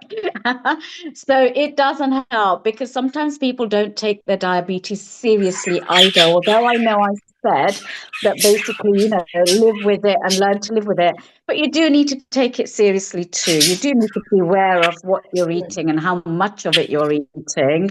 So it goes hand in hand. You can't say I'll have a jalebi now and then I'll have fenugreek or karela no juice later to counteract it. No, that doesn't quite work all the time either. So yeah, still be very wary that you are slightly different by having diabetes and do look after yourself. Thank you, Nita. You are an encouragement to people. Yep. As what everybody has said, maybe start walking. You see, running doesn't necessarily help you. It just makes you fitter. But just walking every now and then is beautiful. Control your diet. Don't be desperate to change your diet, but control your diet, control your weight, be happy, and you will find that it will work. And shortly we'll be going to Kundai, who is our next guest contributor. So, Hina, your birds are twittering as well. They are trying to. Yes. And you mentioned that be happy, like Deepa said, if you keep happy, does your bird keep you happy? Absolutely, absolutely Mm. it does. One of the things I wanted to mention quickly is there is a stigma around diabetes and various health conditions, especially in the South Asian community. And one thing we try to raise awareness of is that it's not something that you should be ashamed of. And between us, between myself, Kirit, and Nita, we do try and raise that awareness. We have activities, we do sort of regular walks. We used to do them on Sunday mornings, but we do try and encourage our members to stay active and to eat healthy where they can. Thank you. That's great. Okay, thank you for Nita, Hina, and also Dr. Modi as well. The next presentations I'd like to bring it's luckily through University College London. I came across three fantastic colleagues who are going to be now sharing. So we've got Kundai, Pratika, and Aisha joining us to really kind of as part of their medical students who had just finished and part of their dissertation, they wanted to kind of look at diabetes within the South Asian community, and they did some background research, and they're going to present that research they did just to kind of highlight some of the challenges that diabetes, if you're a South Asian, and also medication as well. So again, without further, can we bring up Kundai? Are you on? You can share your co-host, so it's as Pritika as well. So I'll let you share your presentation. Thank you. Actually, Pritika's the one who's going to be sharing. Okay, brilliant. Thank you. So, Pritika, I've not done justice to your introduction, so please give our viewers a quick intro, where you're from, and also what you've just finished in terms of your medical studies. Yes. Hi, I am Pratika. I just finished my undergraduate degree in applied medical sciences from UCL. Me, Aisha, and Kundai did the dissertation on ethnic disparities in initiation of type 2 diabetes medication among UK South Asians, and we're here to present the results. So I would like to ask Aisha to start. Hi, thank you again for giving us the chance to present our results. So I'm Aisha, and like Pratik, I also studied applied medical sciences. And our project was a systematic review. It was a collaboration between us three and one of our other colleagues who actually wasn't able to make it today. But we worked on this for a few months, and as mentioned, we wanted to understand why South Asian patients in the United Kingdom often face delays and reduced access to newer diabetes treatments in comparison to white patients. So, as a part of our outcome of our research, we created a number of infographics for South Asian Health Action to use in the future, which summarized our aims, outcomes, the methods as a part of our systematic review, and also just a call to action and what we think the next steps are needed in order to kind of reduce this widening gap. So we'll begin by just looking over at one of these infographics we made. And with the systematic review, we searched a number of medical databases, and we created a search criteria to select the relevant studies and checked each one for quality and potential bias. And by doing this, we was able to combine all the findings and create an overall picture, which helps us to identify the differences in treatment rates, but also gaps that might otherwise be missed. So as we all know, type 2 diabetes has become one of the most common health burdens of our 21st century. And it happens once our bodily cells stop responding properly to insulin, which leads to elevated blood glucose. And in the UK, the South Asian population has been identified as a high-risk group. They tend to develop type 2 diabetes at younger ages and often experience more severe complications than white populations. So here in our diagram in the introduction box, we can see that prevalence rates among the Pakistani and Bangladeshi groups can reach 18 to 19%, whereas rates in the general population tend to hover around 3 to 4%. South Asian patients do often face poorer glycemic control, higher rates of cardiovascular and renal comorbidities, and an overall greater burden of disease. However, treating diabetes can be expensive, and we found that the UK spends around £10 billion, if not more, each year on diabetes care. Therefore, we can recognise that it's definitely crucial in order to manage blood glucose effectively and in order to prevent serious complications. As part of our research, we looked specifically at new generation medications. By that, we meant GLP-1 receptor agonists, SGLT2 inhibitors, and DPP-4 inhibitors, which have revolutionized diabetes care as we know it. With GLP-1 receptor agonists, they tend to enhance insulin secretion, promote weight loss, and reduce cardiovascular risk, but they do require injection and cause GI side effects. We also looked into some of the other mechanisms of the other drugs, such as SGLT2Is, which lower blood glucose via urinary excretion, offering heart and kidney protection, but can lead to other complications such as UTI. With uptake, this is often reduced in terms of higher costs, and there are other access barriers, which we looked into as part of our secondary outcomes. So we had 3 primary outcomes, which determined how we looked as to why South Asian patients are receiving inequitable care. First, we looked at the initiation of these new medications by looking at whether they were started on GLP-1 receptor agonists, SGLT2 inhibitors as early and as frequently as their white counterparts. Secondly, we also evaluated therapeutic inertia by investigating whether clinicians are slower to intensify treatment when blood glucose remains consistently elevated, and this is specific to the South Asian patients. And finally, we also compared health outcomes by determining whether South Asians experience poorer glycemic control, higher complication rates, or more frequent hospital admissions than white patients. We also had a number of secondary outcomes that we each took on individually, and this included exploring patient centered care practices, for example, shared decision making, cultural tailoring, and communication in preferred languages. We also looked at socioeconomic status on access to advanced therapies. I personally looked at geographic disparities that may limit the specialist availability or integrated care pathways in the regions that have high South Asian populations. And we also analysed provider level inequalities.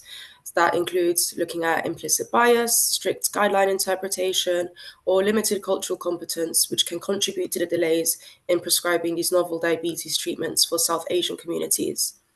With the rest of our presentation, I'll go on to just explain some of the methods behind our research, and Pratika and Kundai will go on to explain the results in more detail and kind of have a bit of a discussion around what the implications of these results means and our call to action. So with this infographic I created, I just outlined our method and our strategy. So I've summarized again what is diabetes and our aims and objectives. When starting the project, we created a list of search terms using a PICO framework. And this stands for population, intervention, comparison, and outcome. And we also went on to specify what studies we wanted to include, and that included cohort and cross-sectional studies. We selected 5 databases, being PubMed, Medline, Embase, CINAHL, and Cochrane Library. And once we identified some of the studies, we screen them according to the abstract title and also full text screening. Once we identified our studies, we included 5 altogether. One of these was based in the US and the 4 others are based in the UK. And with each study, we went on to extract specific data. And as you can see, I've summarized just a few key facts. For example, we found that time to treatment initiation is faster within the South Asian community. However, they tend to be less likely to be prescribed newer generation medications. With these studies, we went on to carry out a risk of bias assessment, and that was according to a Newcastle Auto Assessment Scale. And then individually, when writing our dissertations, we conducted a narrative synthesis of results based on the secondary outcomes that we individually took on. And now Kunda and Pratika will just go on to discuss some of these results and our call to action. Thank you, Aisha. Go for it, Kundai and Pratika.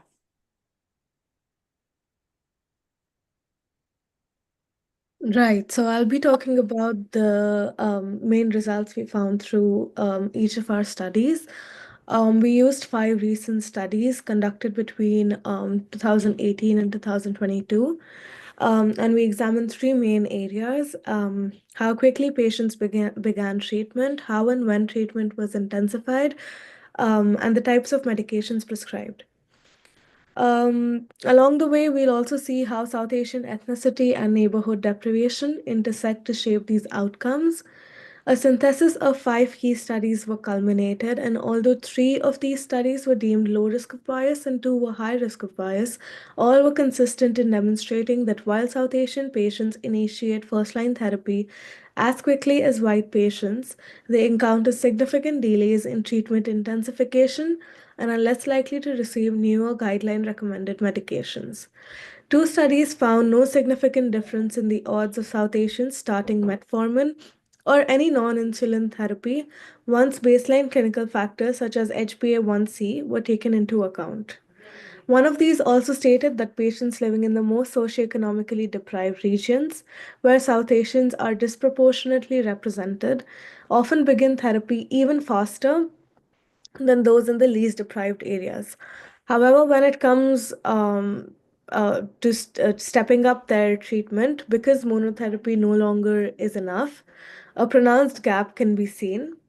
Studies found that South Asian patients had approximately 40% lower odds of being prescribed an SGLT2 inhibitor at first intensification and were similarly less likely to receive a DPP4 inhibitor. Instead, they remained on older medications such as sulfonylureas. It was also documented that there was a significantly slower progression to combination oral therapy or insulin among South Asians, alongside fewer HbA1c assessments and follow up consultations, a pattern which is often called therapeutic inertia.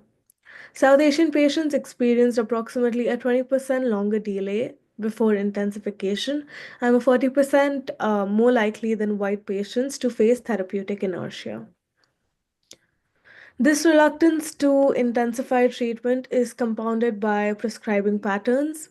Despite evidence that SGLT2 inhibitors and DPP4 inhibitors have cardioprotective and renoprotective advantages, which is beyond glycemic control, South Asians remain significantly underrepresented among recipients of these newer agents. A paper found that when guideline recommended a switch to SGLT2 inhibitors, South Asian patients were 40% less likely to receive them. The odds of a South Asian patient obtaining a new generation drug ranged from just 12 to 60% of the odds for a white patient. And it was also revealed that uptake of GLP-1 receptor agonists and SGLT2 inhibitors among South Asians was virtually zero. So there was overall a high reliance on sulfonylureas for the treatment of South Asian patients. Simultaneously, socioeconomic context plays a crucial role. Living in a deprived area often means faster initiation of first line therapy, but paradoxically correlates with diminished access to later stage innovative treatments. This inverse care law is particularly prevalent in areas where South Asians are clustered. Although these neighborhoods benefit from early detection efforts, they nonetheless have lower rates of SGLT2 inhibitor use and fewer referrals to specialty clinics that might prescribe advanced therapies. Taken together, these five studies paint a complex portrait. South Asian patients do not face barriers at the outset of treatment, but do encounter systemic inertia when escalation of therapy is needed. And they receive newer, more effective medications far less frequently than white patients. Disparities that are increased by socioeconomic deprivation and the geographical distribution of South Asian communities. Now I'm going to be talking about some of the barriers to accessing new diabetes medication.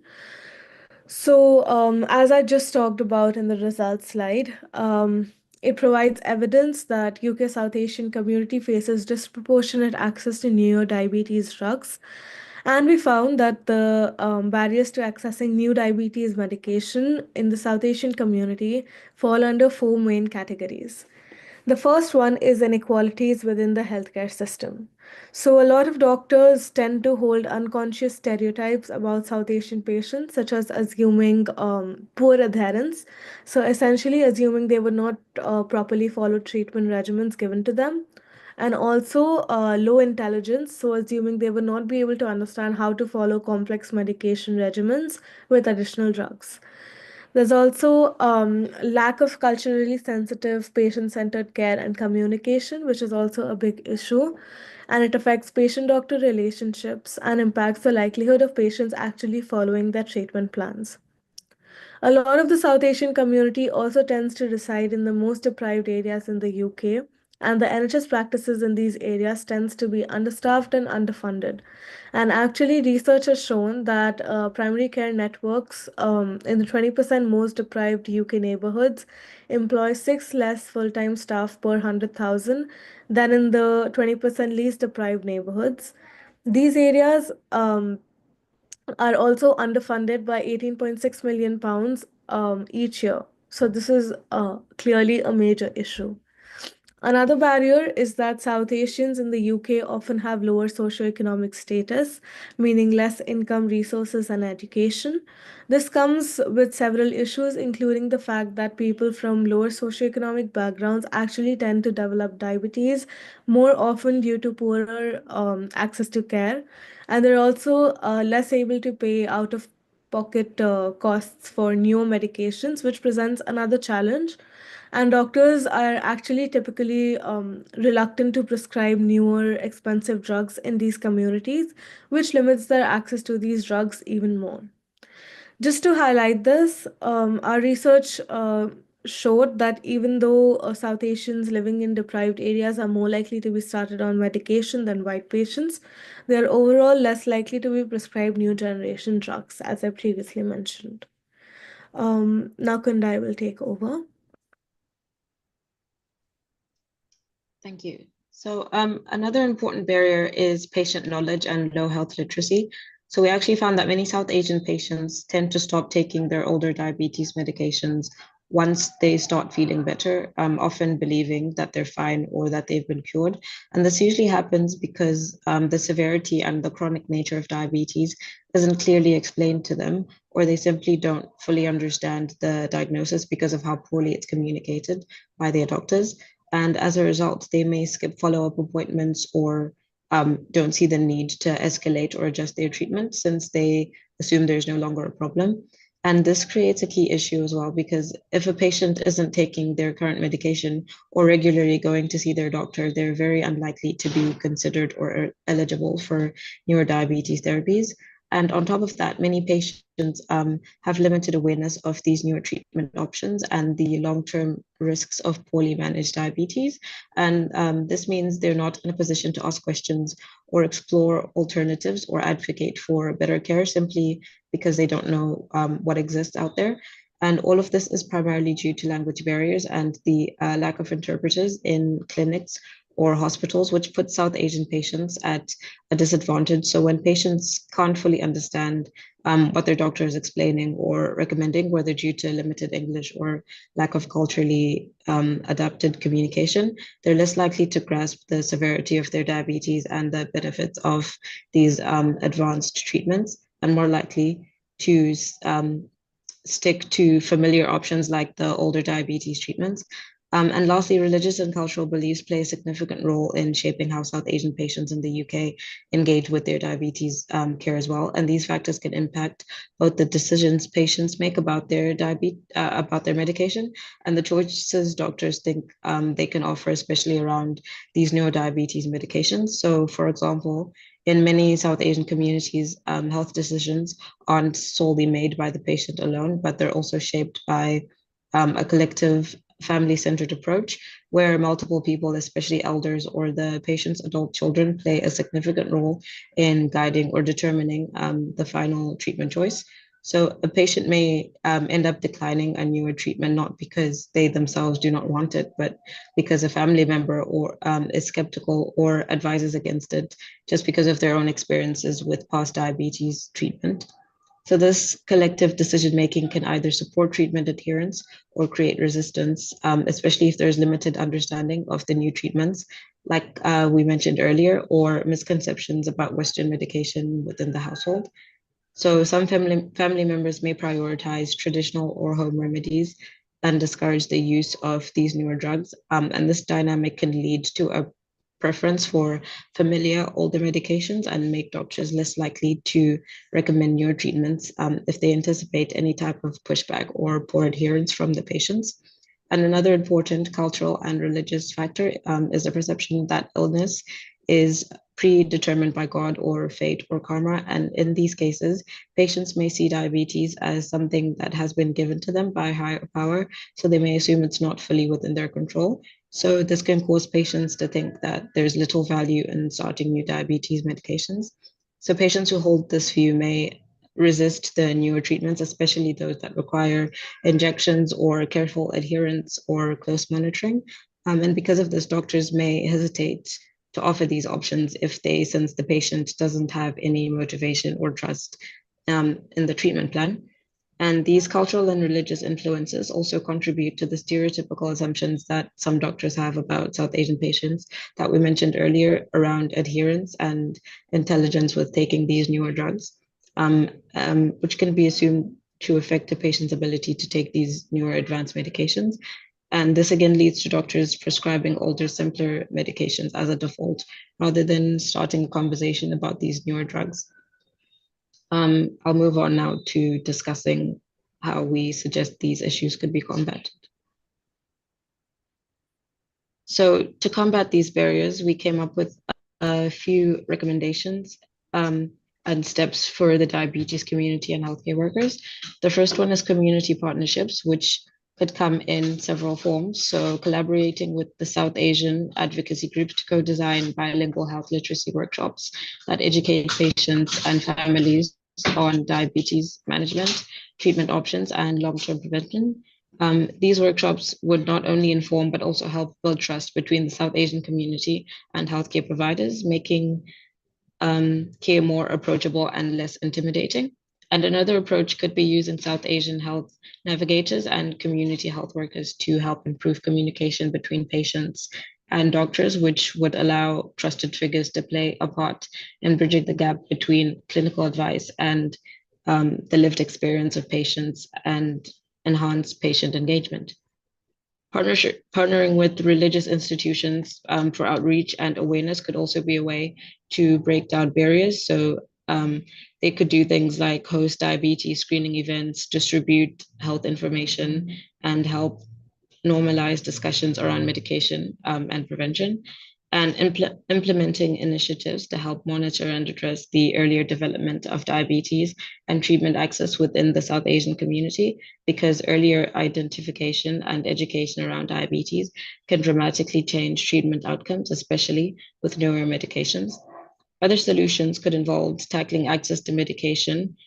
So, for example, to reduce the cost of these newer treatments, the NHS could negotiate discounts with drug companies by offering direct subsidies or tax incentives to manufacturers, or develop South Asian patient access schemes so that income or insurance issues or language barriers don't present a challenge to patients from receiving these newer treatments. And finally, tackling the issue within the healthcare system itself, such as by implementing mandatory cultural competence and unconscious bias training, so doctors are more aware of their own pitfalls and how they themselves may be worsening the situation. And this could be focused around language needs, religious observations, and food practices, and that shape diabetes management within the South Asian community. Another way could be co-designing and piloting patient-centered care initiatives such as multilingual resources or treatment plans that go hand in hand with cultural diets and fasting practices, and embedding evaluation frameworks for doctor and healthcare workers to monitor ethnic disparity reductions system-wide, and to also hold the healthcare system accountable for equitable treatment towards these patients. So yes, as you've seen, there is evidently many barriers to the South Asian community receiving appropriate diabetes care, but we believe that with the right policies and frameworks and partnerships in place, and respect for the cultural context as well, we could ensure that South Asians live healthier and longer lives, and that they're more empowered and have the very best care available to them. So thank you so much. Thank you very much, all three of you, Kundai, Aisha, and Pratika. It's what you've done in terms of presenting in the research that you've done in a short space of time. You know, I was blown away when you presented a few weeks ago. So I really want to thank you guys, but also your professors, Neff, Adrian, and also Molly, who's from the University College London, who have been instrumental in terms of connecting us and also wanting to work with us. So thank you for that. And we will bring some of our guest panelists as well on there, just to kind of, if they've got any questions. But you know, your call to action is great, because that gives something to take forward, and obviously have further dialogue with the institutions and also the decision makers as well. So Deepak, then Dr. Modi, any comments from yourself in terms of this presentation that these three medical students have just completed? Yeah, very interesting. And yeah, credit goes to you for initiating this. I think it's necessary. Definitely, I agree. South Asians do get disfavored to a degree, yeah, a large degree. And communication barriers, a lack of transparency, and often just an ignorance into not following the guidelines. You know, they just do they just break. They don't follow. That's the problem. I've seen that time and time again, and they still want sugar in their tea, for instance, and this sort of thing. It's quite it's quite difficult for them to change. Yeah. Excellent. And I think, But yeah, we need to do more like this to get better treatment outcomes. Yes. Great, and I think hopefully we're fortunate that in Leicester we have a renowned diabetes centre and do a lot of research. I think the purpose of this project was also to try and get more South Asian patients to get involved in research and medical trials, because clinical trials, because this is where obviously we're not doing more getting involvement in that, and then that some of the latest clinical trials will help patients to manage better and get some of these newer drugs that have been highlighted as well. So it's something that we're going to follow up as well. Neil, come on, any thoughts on the presentation? Any questions? Do we have any questions from the viewers?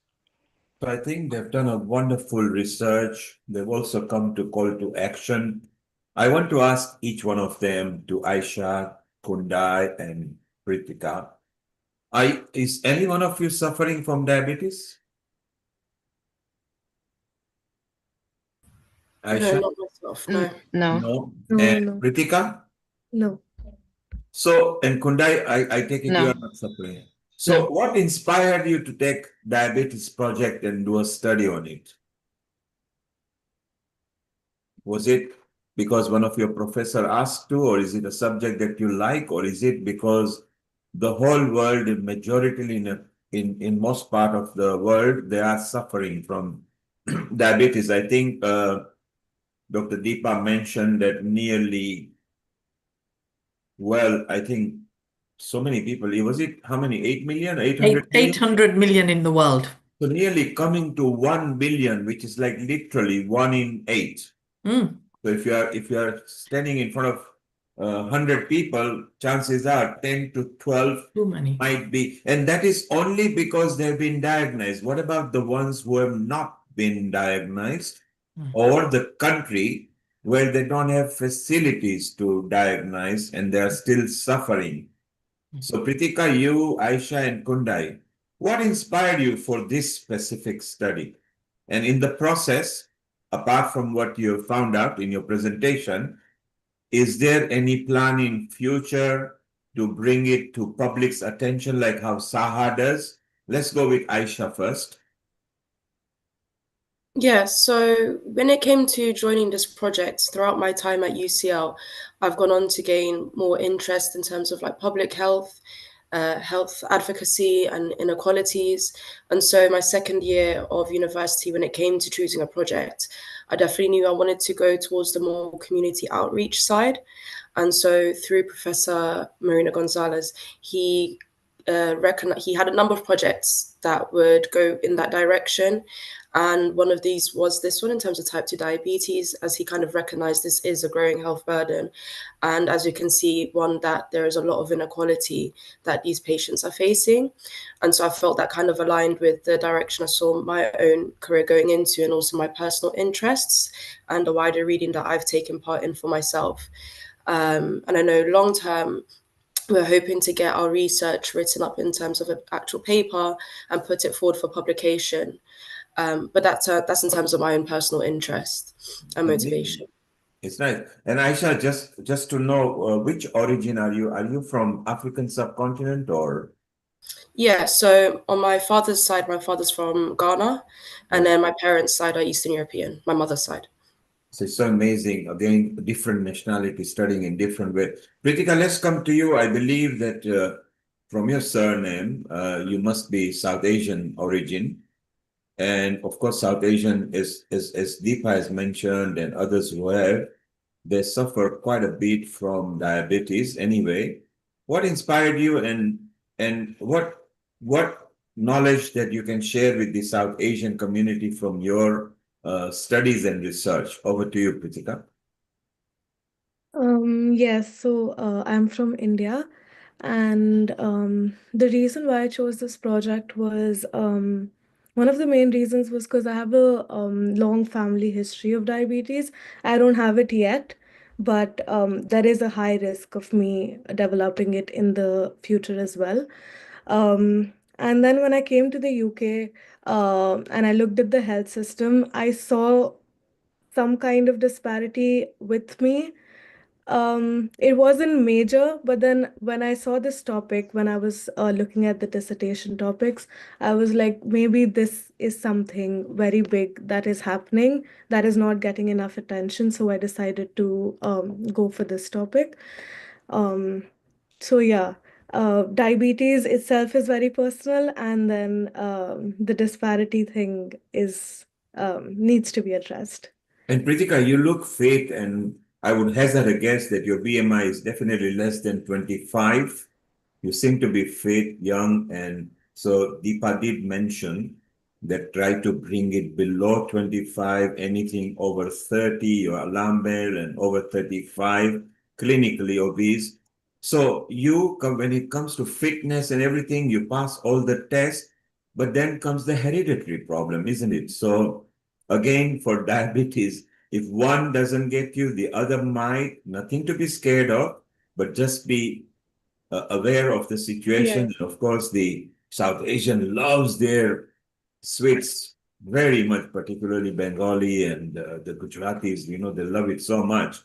So Pritika, maybe you will break the chain and you might not get it. And from there on, you might not. So you keep faith at it. Does it scare you? Does it scare you that you might and get diabetes? No, it doesn't scare me because I mean I've seen it the whole time when I've been growing up, and there's not it isn't that severe in my family. It hasn't been yet, so I haven't seen very severe cases. So for me, it's just part of daily life per se. Hmm. Let's go to Kundai as well. Kundai, you are obviously part of this study and research and things. Is it very prevalent? Which origin are you from? I'm from Zimbabwe, so Zimbabwe. African. Yeah. So you and Aisha are from African origin.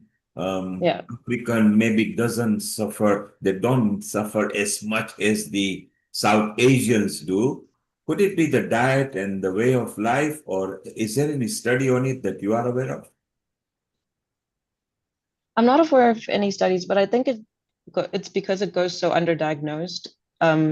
So that's why there aren't a lot of studies on it in the Black community, especially in Africa, just because of the healthcare systems. I know a lot of my family members who have passed away, and then they realized later on, oh, they actually had diabetes, but they were just never diagnosed and they never got the medications. Or other family members who, like my grandma, she recently passed away and she developed kidney issues because of the diabetes medication she was on. So it is prevalent. People just don't really always know that they have it. So maybe it's perfect to make that awareness, and maybe we need to bring those studies out more down there because they may not know what they've got, and it could be a travesty that we shouldn't let them miss out. So wonderful. Anjali, what do you think of these three brilliant future of medicine? I think fabulous job being done by all three of you, Pritika, Kundai, Aisha. And I think working on the socio-economic development of the minority communities where they're not getting their medications timely or not being approved. I think your research work is a very good way to help the communities and help the doctors understand what is missing in care, how to bring about a change, because change is a very important thing. The concept about diet, concept about medicines, concept about lifestyle. I think how to bring about the change in this community is, I think all three of you have done a brilliant study on that. And I think we just need input from all of you, doctors, communities, like Kirit Bhai and all, to come together and help patients. I think that's the way about it. I think so, right? So, Neil Kumarji. Yes, it's perfect. And that's what we do at Healing Our Earth. We network. So Kirit will loop you, Dr. Deepa, Pritika, Aisha, Kundai, and globally we can maybe even get diabetes is a subject we must take seriously because most of the national health trust, whichever country they are from, they really have to spend a lot of money. So any awareness that we can bring, like how Saha does, and Saha, while they're in Leicester, they don't just do outreach in Leicester. Our Kirit travels even to London, to other part of Midlands. I mean, there are East Midlands, there is West Midlands. So I think it's such an important subject, and we must do. Let's have a quick comment from Lata, and then we need to move on to our other guests. Lata, your quick comment, and then we take a conclusion moment and go to the India zone. Over to you, Lata. Just unmute yourself. Thank you. Global namaste, everyone. Happy Father's Day, by the way. So I was quite intrigued at the extent to where a lot of this information is relevant to other illnesses as well. But I love the research that has been done by all of you in your own respective ways. But I was just thinking, would it be nice to make the community aware of how to curtail it from oncoming, so that we're mindful of this, so that we don't get it in the first place by restricting certain parts of the diet that is prone to and susceptible to getting diabetes and then not knowing about it. So it'd be nice to take it to the areas and locations and where it's more prevalent, to educate them how to reduce the risk of developing it without the DNA and the Thank you. person. But really, yeah. Thank you, Lata. So Lata is saying prevention is better than cure. How can we avoid getting diabetes in first place? So Saha is actually also doing that. Saha is not just going after you got diabetes. They even try to educate people before getting that. But Dr. Deepa, your comment on what Lata says, prevention is better than cure. Yeah, absolutely. And the research shows up to 90% of type 2 diabetes is preventable, regardless of your genes. And it's all about your lifestyle and the choices you make. And it's not rocket science. It's very, very simple. But people are they are aware, but sometimes they cannot make it into a habit. You have to make it a consistency of eating right. And even if you eat 80% right, 20% you'll get away with. You can eat 20% anything. If you're out at a wedding or something, enjoy yourself. I wouldn't restrict yourself then. But at home you can control to a large degree. So it's a case of making a choice and keeping things in perspective as well. You've got to enjoy life. It's not about denying yourself of everything, but it's about making a sustainable choice that you can do in a day-to-day way. This is what we're trying to say. And even like simple, if you eat any food, just a plate of food, if you have the vegetables first or the salads, a small bowl of salad first, say chopped cucumber and carrots or lettuce leaves or anything, you can add hummus or you can add a dressing on it. But just having that first before eating your rice or your roti or whatever will reduce your sugar. That's a fact. It's just the order of the food you eat also makes a difference. So never have the sweet first or the high carbohydrates first. Eat the vegetables first, then all the other things, and the sweet last. And that your sugar will be balanced much more evenly then. And so simple things like that, I think people need to be aware of. If nothing is available, maybe keep some nuts in handy. Nuts also, yes. Good for mood busting. They are the things. As a snack, eat nuts, eat daria. Don't have the fried things. Don't have the biscuits. Have things like this. This is what you've got to change. See, it's the little habits. Thank you. So tend to eat too much sugar and too much. Don't have the Coke, for instance. Eight spoons of sugar in a glass of Coke.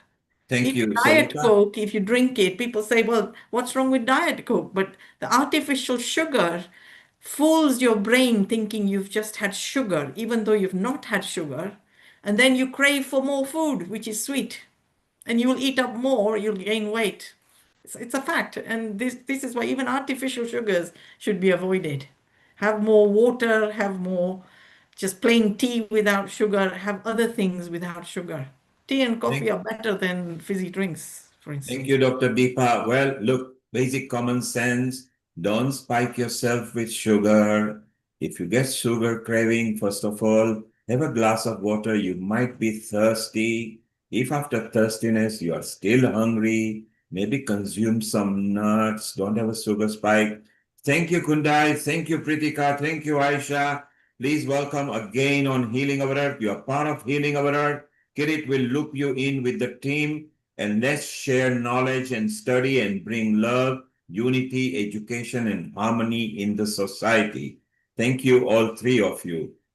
Kirit, Yes, one session that we have had, and in a minute or two, we are going to travel to India, where our Rotarian Lal Gohel is waiting with some guests as well. So, Kirit, your concluding minute for how the day has been so far. Over to you, Kirit. so again, thank you to Kundai, Aisha, and Pratika.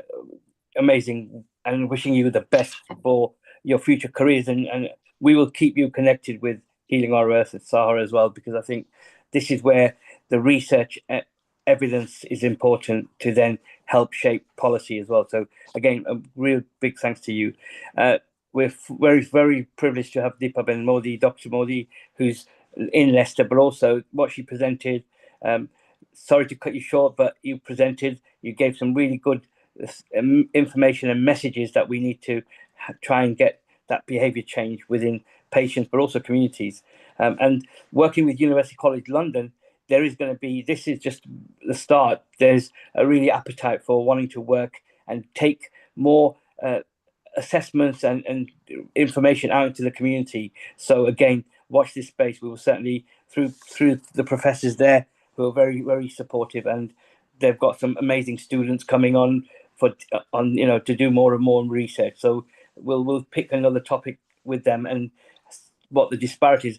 Obviously, my work over the last 3 decades, I've worked in looking at health inequalities, but also addressing some of the disparities. So I'm very passionate about disparities and addressing that. So I'd like to hope the viewers have found this program.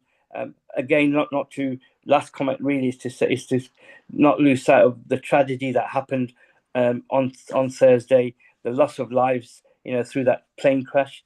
And again, our thoughts and prayers are with the families who've lost their loved ones. And now we're going to pass it over to our Rotarian colleague and another Rotarian. I'm a Rotarian. It's good to have Lal Golal here to take over and share with his presenters India-specific work they do around diabetes.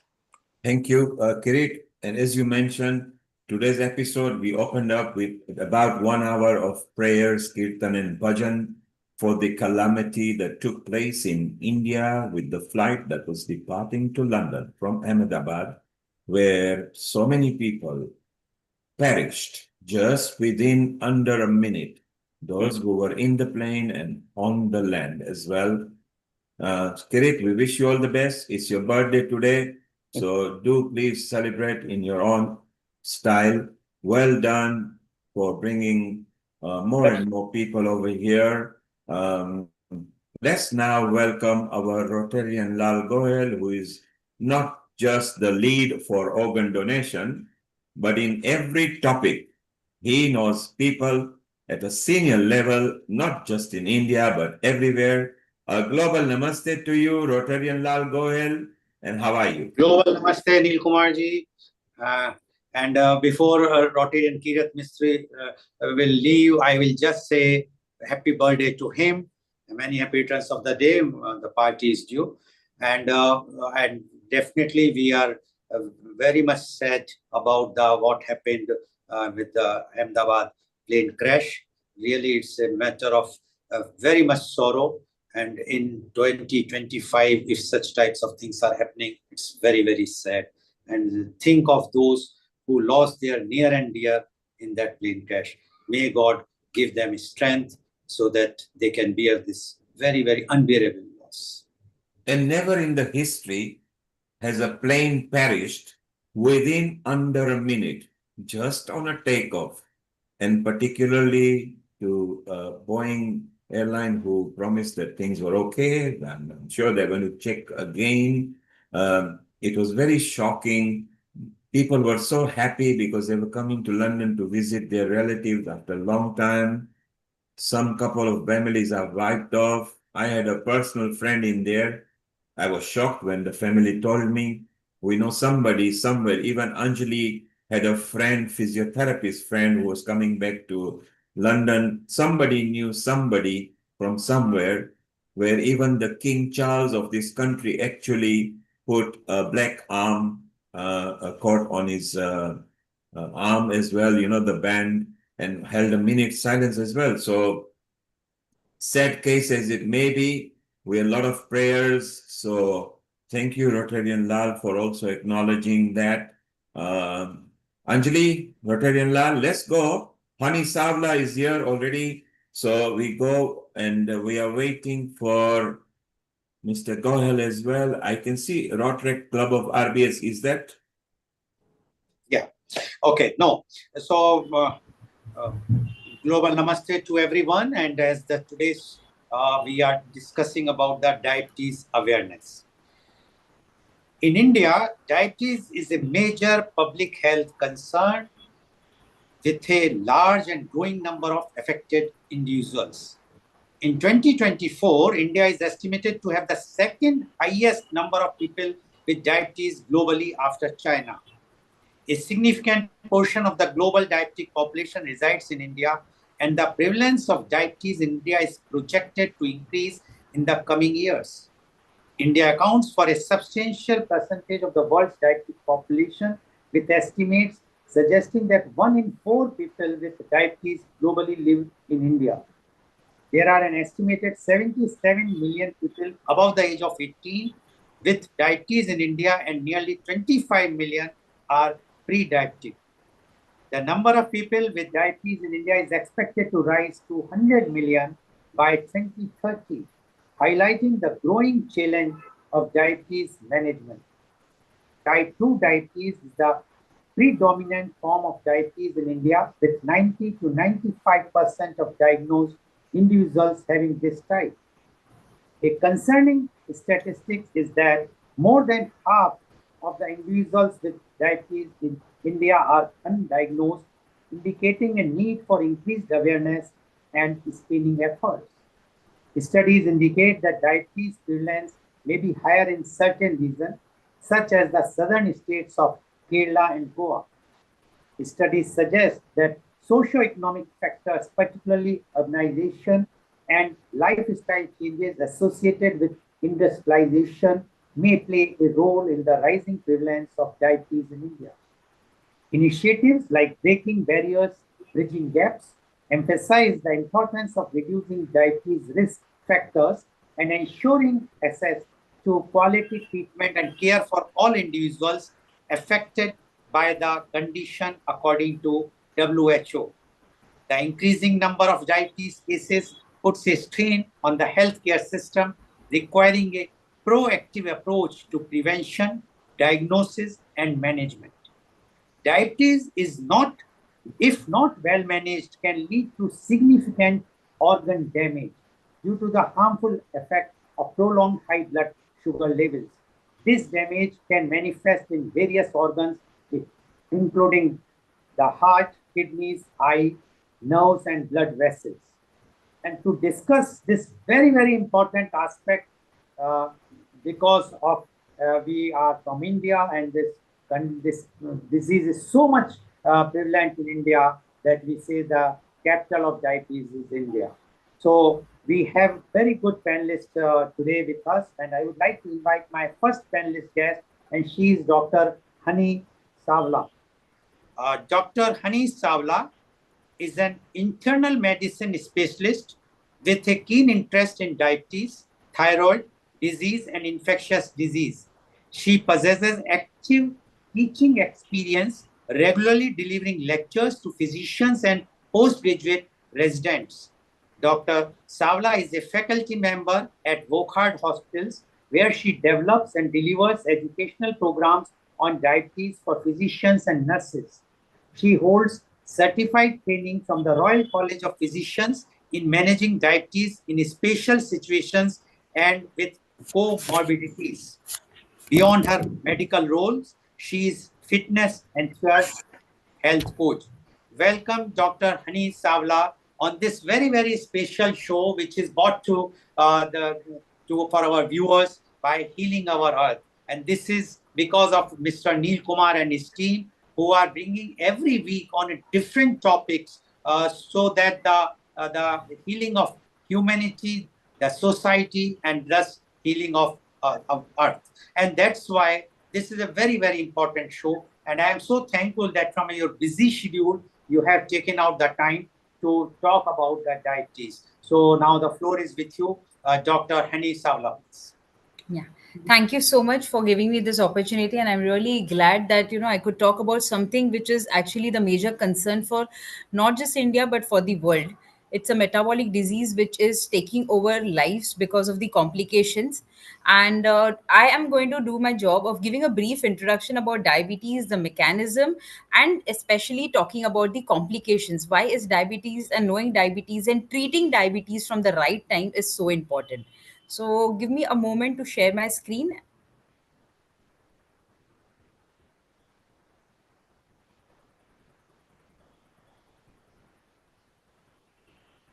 So I just want to confirm with someone, are my slides visible? Yes, Loud yes, and please. clear. It's perfect. Okay. Thank you. Go ahead. Yeah, okay. So I'm Dr. Hani Savala, as sir has already introduced me. And I will start about talking about the human body, which is like a complex machine, and the fuel for this machine is glucose. So glucose is not bad because that is through where the energy levels come. It is the problem is the excess of glucose. So how does our body use the glucose? It is very simple.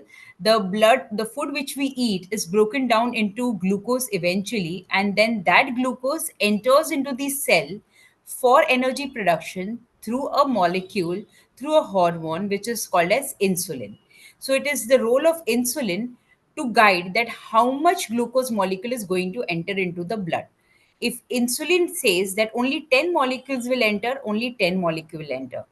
But if this insulin, which is like the watchman, loses control, then all the glucose molecules enter into the blood, and that is where the problem starts, because excess of anything is a problem. So, glucose, which is used by our body, is only with the help of insulin. It can be used for either immediate requirement, or it can be stored into some complex form like glycogen, and can be used when the patient is fasting or when the food is not easily available. So, this is the action of insulin. As I have already told you, insulin is produced by the pancreas, and all the food which we eat is converted into simple molecule, and then that glucose is absorbed into the blood with the help of insulin, and this glucose molecule is used for the energy production. Diabetes is a disease in which this glucose level in the blood remains higher than normal. So, when the insulin is not working well, excess of the molecules enter into the blood. The excess of the glucose level in the blood is nothing but diabetes. So, how do you know that you have, how do you test for your blood glucose level? Like, if you want to know that you have diabetes or not, how do you test? So, there are two ways. One way is that, while doing a regular health checkup, suddenly you notice that the urine test is showing presence of glucose molecule. It is an indirect assessment, and it will guide you to go ahead and do a plasma glucose test in which you can know whether you have diabetes or not.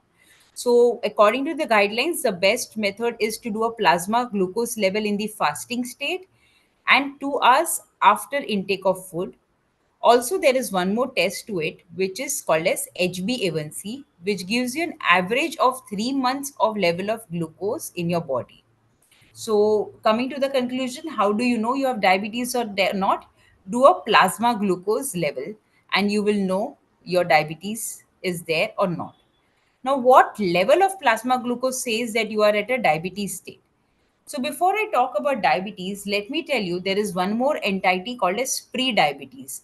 And that is where the major work starts from all of us, from the patient side as well as from the doctor's side. So, for that, let us know what is the range of blood sugar for non diabetes, for diabetes, and then for the pre diabetes.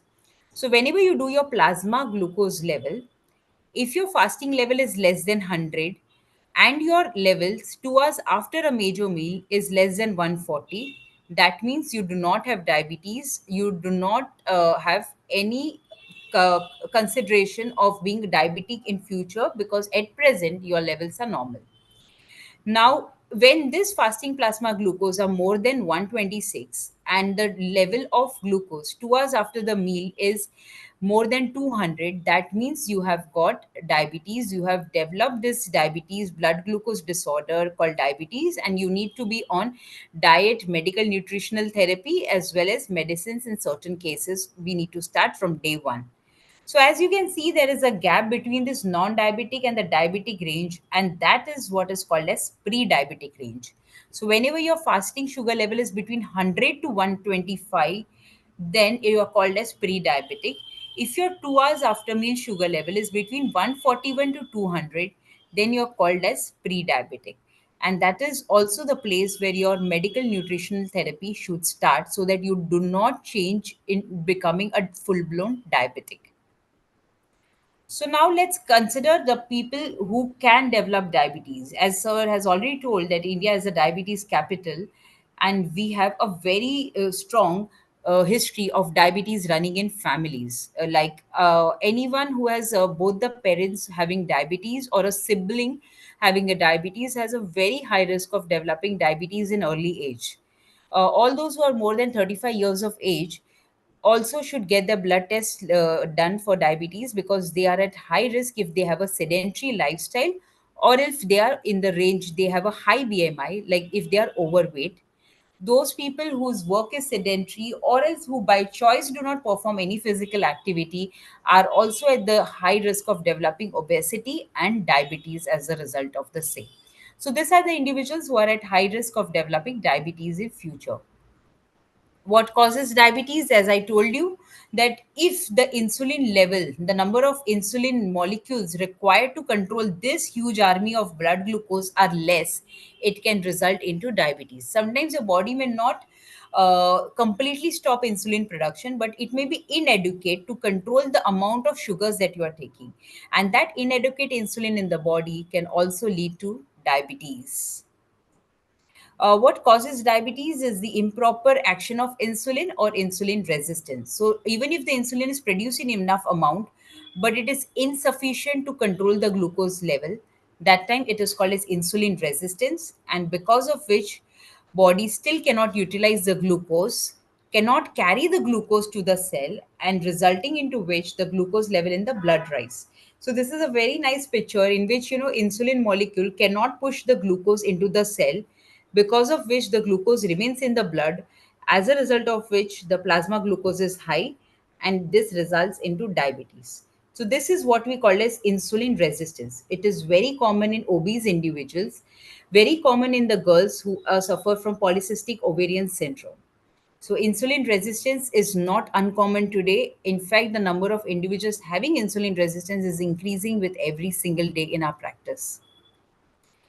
So now you have type 1 diabetes and you have type 2 diabetes. Type 1 diabetes is where body is not, like the pancreas, which is the factory for producing insulin, is not producing insulin at all.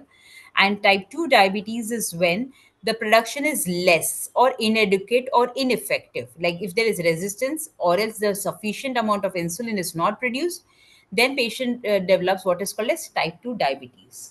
Now, you will ask me, why do we have to know that someone has got type 1 or type 2 diabetes? It's very important because the treatment changes. If you have type 1 diabetes, it means your body is not producing insulin.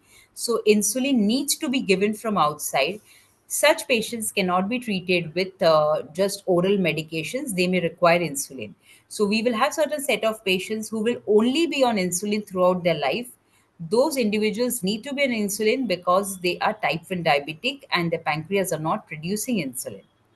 Those who have inadequate, that is inadequate insulin production, They are classified as type 2 diabetes and they do well with insulin as well as oral hypoglycemic agents, where you can stimulate the pancreas to produce more insulin.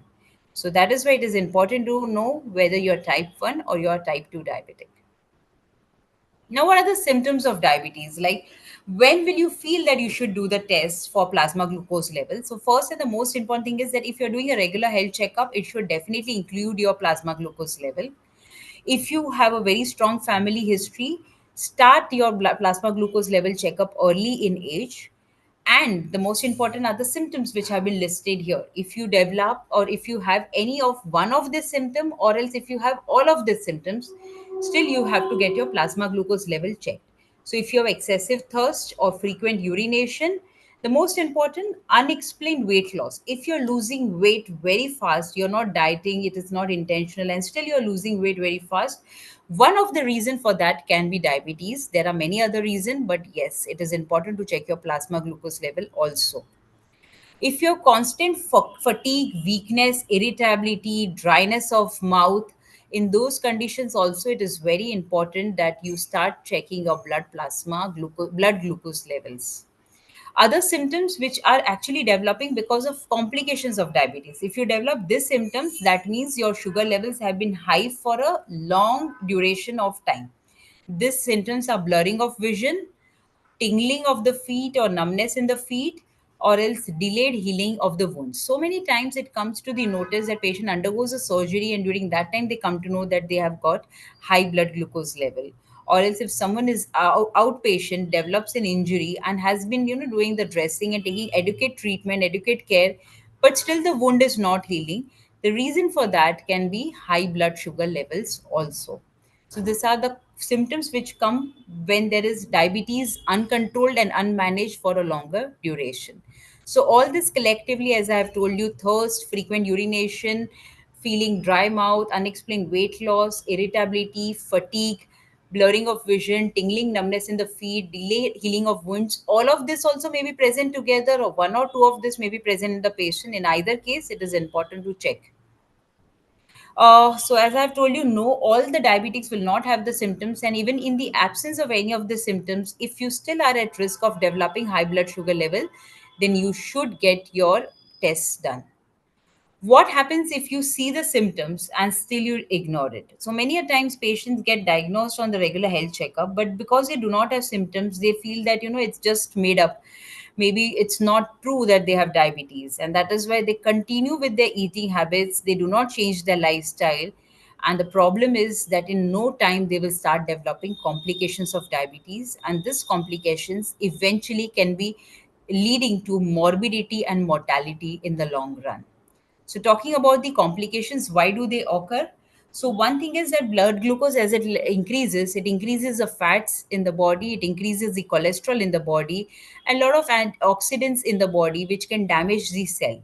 This all together start damaging the major blood vessels in your brain and in your heart.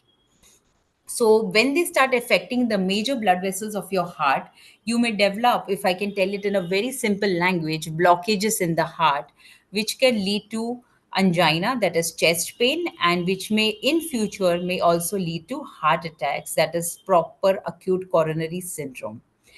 If this blockages and this pressure of high glucose levels start increasing the pressure in the kidney, patient may start having kidney issues in which the creatinine level starts rising, and eventually all the complications of kidney disease may increase with time, leading to patient going even on hemodialysis. When the damage occurs to the small vessels of the eyes, patient can develop hemorrhages inside the eyes, can develop retinopathies, vitreous hemorrhages, maculopathies. All this can lead to partial or complete blindness in the long run, which sounds really terrible. Like someone who is born normal just because of not taking the right treatment can be actually turning blind for rest of the life. Nerve damages, it can lead to the damage to the nervous system of the body, which can lead to peripheral neuropathies, difficulty in balancing your feet, difficulty in walking, difficulty in feeling the shoe in your feet. So many times people who are uncontrolled diabetic, have actually slipping of their footwear and without their knowledge, and that also leads to various dangerous ulcers as well as various non-healing wounds in the feet. So nerve damage can be as small as less as tingling numbness to as high as unable to walk, leading to severe peripheral neuropathy. And some individuals may develop non-healing wound in the body because of the blockage of the blood supply to the feet, to the peripheries of the body. Because the blockage occurs to the blockage of blood supply occurs, this leads to less oxygen supply to the cells of the foot and the hand, due to which the patient may develop non-healing wounds, and sometimes it can be so badly infected that it can even lead to amputation. And we have witnessed patients having just toe amputation, and there are patients who have had below knee amputations and patients who have had above knee amputations also because of infected diabetic foot. So, what looks as like a simple blood glucose high report on the paper may actually be leading to a crippled human being who can be who would have amputation and who will be bedridden for life. So, diabetes can turn into a lot of morbid problems of our body. How does diabetes affect the heart? As I told you, it increases the cholesterol level, because of which you can see the yellow deposition on the blood vessel. This yellow deposition has decreased the size of the pipe so much that only a thin stream of blood can pass through. And eventually, when that part also gets blocked, the complete stoppage of blood supply to the muscle of the heart occurs, leading to what is called as heart attack. And heart, being such a vital organ of the body, if not looked after properly, can result into death of the person. And same thing when it happens in the brain, it leads to paralytic attack, that is stroke.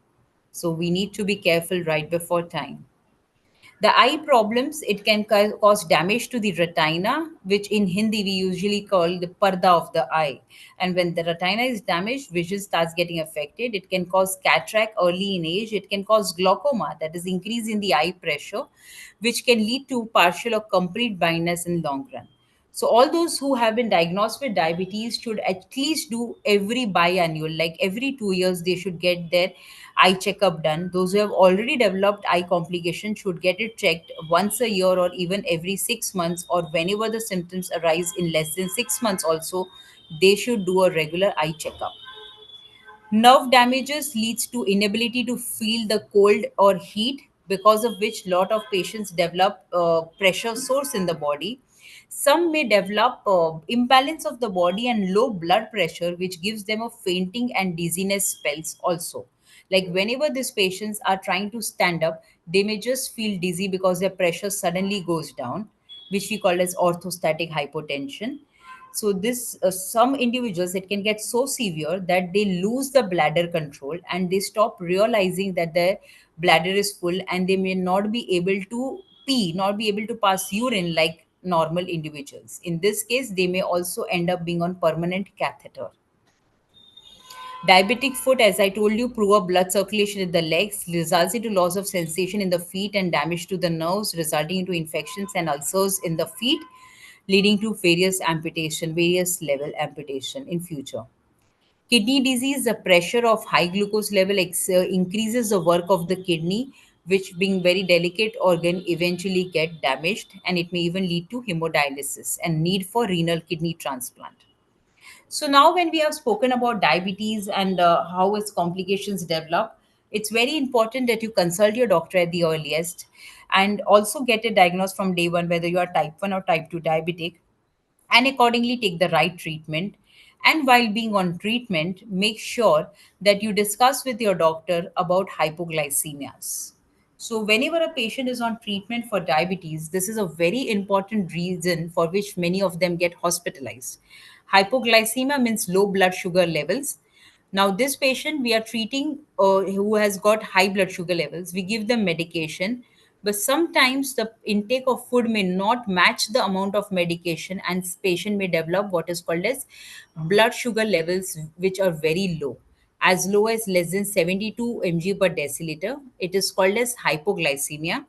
Anyone who is on treatment for diabetes should be aware of the signs and symptoms of hypoglycemia, because whenever you're at home, the patient himself and the caretaker should know that if the patient is developing dizziness, or is developing sweating out of proportion, irritability, or tremors of the hands, which is called as shaking of the hands, that means that they have got low blood sugar levels. And because of these symptoms, immediately a caretaker or the patient himself will check the blood sugar level, whether they are normal or they are less than 70 mg per deciliter.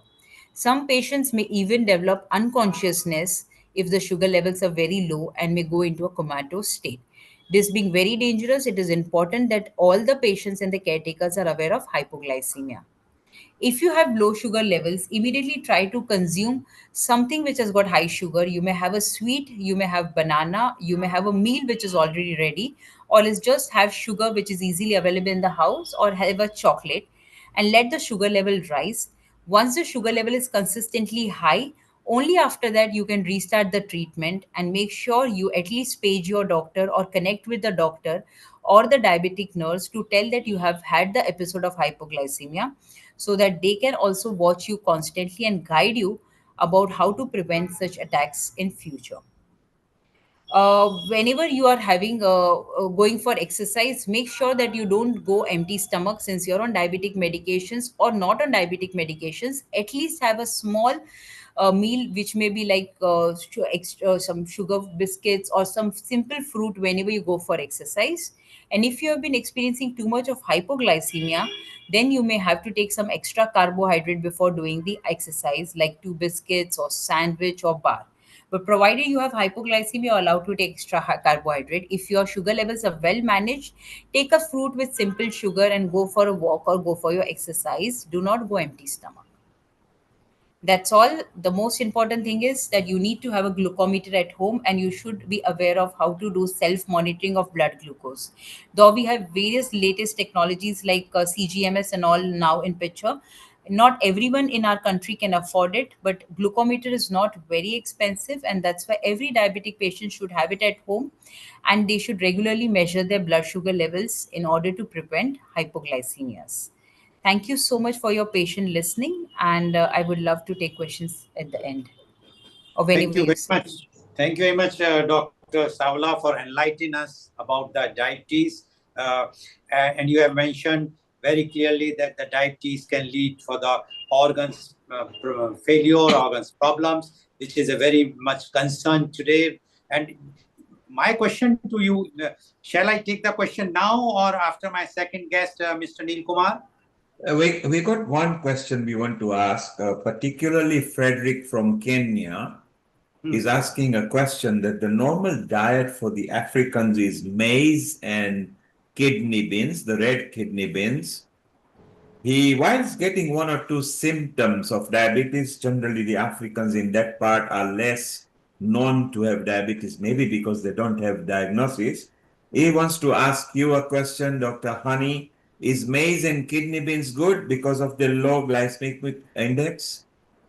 Yeah. So talking about maize and kidney beans are still good. But if I have to tell about maize, if you consume it in moderation, it is okay. But if you consume it in high quantities, it is going to lead to high blood glucose levels. And especially when you're already diagnosed diabetes, you need to cut down the portion size. And you Okay. need to increase your exercise in according to what calorie intake you are doing. So, Frederick, you are listening in the social media. It's okay, kidney beans. It's okay to eat maize. Eat maize in moderation. So be rational about it. And you should be okay. Maybe cut it down and see if it makes you feel good and better. Rotary and Lalgoi, let's go to the next guest. And Anjali, we can have a chit chat. I just want to ask one question before I will go to the next guest. Is Dr. Savla, you mentioned about the lifestyle. And today, in today's scenario, we know that the lifestyle is full of stress, whether a young person, especially working in IT sectors and all challenging jobs, they are working, sitting and eating all the junk foods because of their work is such type of thing. In that case, what type of lifestyle you suggest to avoid the diabetes? Yeah. So that's the actual practical scenario which we come across today, because nowadays, like not like before, we see many young individuals coming with high blood sugar levels, many young individuals coming with high BMI, obesity. So I think what we have to start doing from day one for this individual is to make them aware about the obesity leading to all of these metabolic issues. So first thing is that they need to understand how to control their weight, and for that they definitely need to take time out, or at least on the weekends when they are off, for the exercise. Maybe they can exercise a little better and take a combination of exercise, not just doing cardio, but they can also do weight training in those days. I think the firms are also nowadays encouraging having gym inside their buildings, where the employee before or after starting the work can at least do weight training exercises before they leave the campus. So that's a very encouraging move. Second thing is that the cafeterias and the canteens in these firms have also got an awareness where they're introducing new types of tasty salads.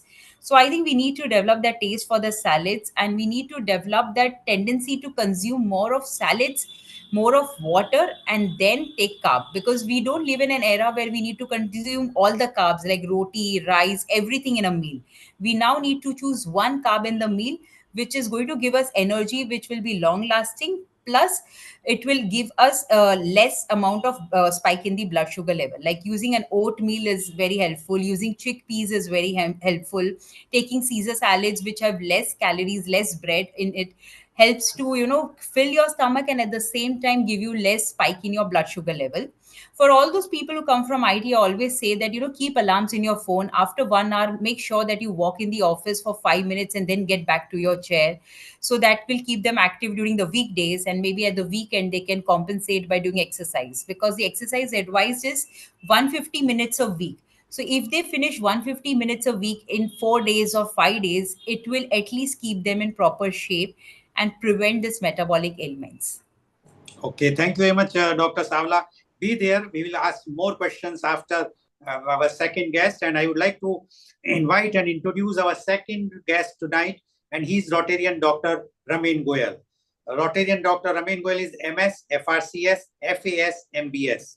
He's a pioneer diabetes and bariatric surgeon from Mumbai. He's the director of the Center of Excellence in Bariatric and Metabolic Surgery at Wokhard Hospital, Mumbai. He is the founder president of the Diabetes Surgery Foundation. He is the member of the Specialists Board, National Board of Examination, Government of India. He is the founder editor of the Journal of Bariatric Surgery. He has over 40 research publications and book chapters. He is the chief trustee of the Indian Association of Gastrointestinal Endosurgeons, IAGES. He is a pioneer, a teacher, and a thought leader. Welcome, Rotarian Dr. Ramin Goyal on our show. Rotarian Dr. Ramin Goyal, this show is being watched by Healing Our Earth, courtesy Mr. Neil Kumar and his team, who are in this for so many years, every week on a new topic to save our earth, heal our earth. And this is telecast around the world, and people are joining from around the world. And because today's topic is diabetes awareness, and as I already mentioned that India is a capital of diabetes, and you have heard our first panelist, Dr. Anisa Savla, who has elaborated about the diabetes, the symptoms, cure, and the lifestyle, etc. Now, being a surgeon, we would like to know from you your views on about the diabetes in India, especially in India and across the world. Rotarian Dr. Ramin Goyal, please. Yeah, good evening, everyone. I've been told that this program is going through UK, and I'm here in Brighton for the British Obesity Surgery Society meeting, which is starting tomorrow. So it's a bright and windy evening in Brighton, and I'm pleased to talk about this particular issue on which I'm also going to speak day after tomorrow in Brighton about diabetes surgery, because there is very little awareness about this possibility. And most of the patients who have diabetes uh, feel helpless because they have been taking medicines, they have been exercising, they have been following lifestyle changes that are recommended, but still a vast majority of them remain uncontrolled. So they are helpless, and their family members just have no clue how to avoid long-term issues with their parents or their brothers. So I'll just start sharing my slide and then we can take this further. All right, I hope you are able to see my slides here. Can you just make it full screen, please? Now? Yeah. Yes, yes. Yeah, great. So, 1 second. Now, this is where I work in Mumbai. This is at Wockhardt Hospital, and we also publish a journal of bariatric surgery. Some of the leading bariatric surgeons from UK are also our co-editors.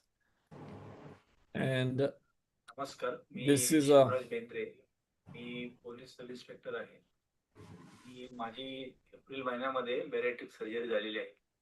मला डायबिटीसचा त्रास होता. माझं वजन काही जास्त नव्हतं. वजन 78 kg होतं. पण मला डायबिटीसचा त्रास असल्यामुळे मी बॅरेटिक सर्जरी डॉक्टर रमण गोयल आणि मधु मॅडम यांच्या सल्ल्यानुसार केली होती. तर बॅरेटिक सर्जरी नंतर माझं पूर्वी जे काही ब्लड शुगर HbA1c जो आहे माझा 10% होता. तो आता जवळजवळ 2-2.5 महिन्यानंतर 6 पॉईंट आलेला आहे. आणि ब्लड शुगरमध्ये बरेच तफावत झालेली आहे. ब्लड शुगर एकदम नॉर्मल झालेले आहेत. सर्व रुटीन चांगलं झालेलं आहे.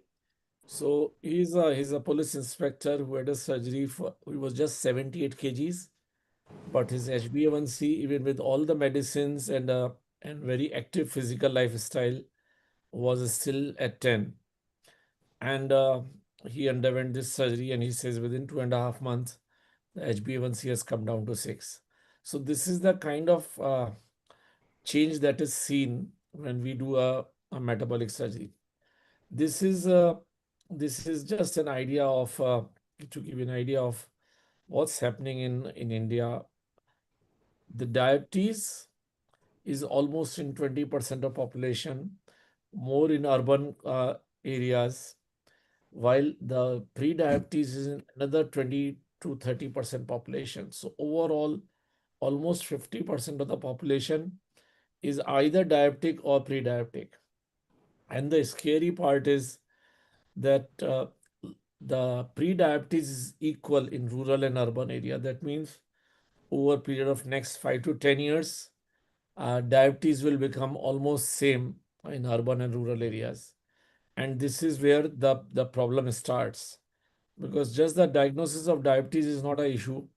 The problem is that even with the awareness, education, affordability, 77% of patients of diabetes in India are uncontrolled diabetic. And this is a very recent ICMR study which got published in 2022. So these are the patients who are at a very high risk of having diabetes related complications.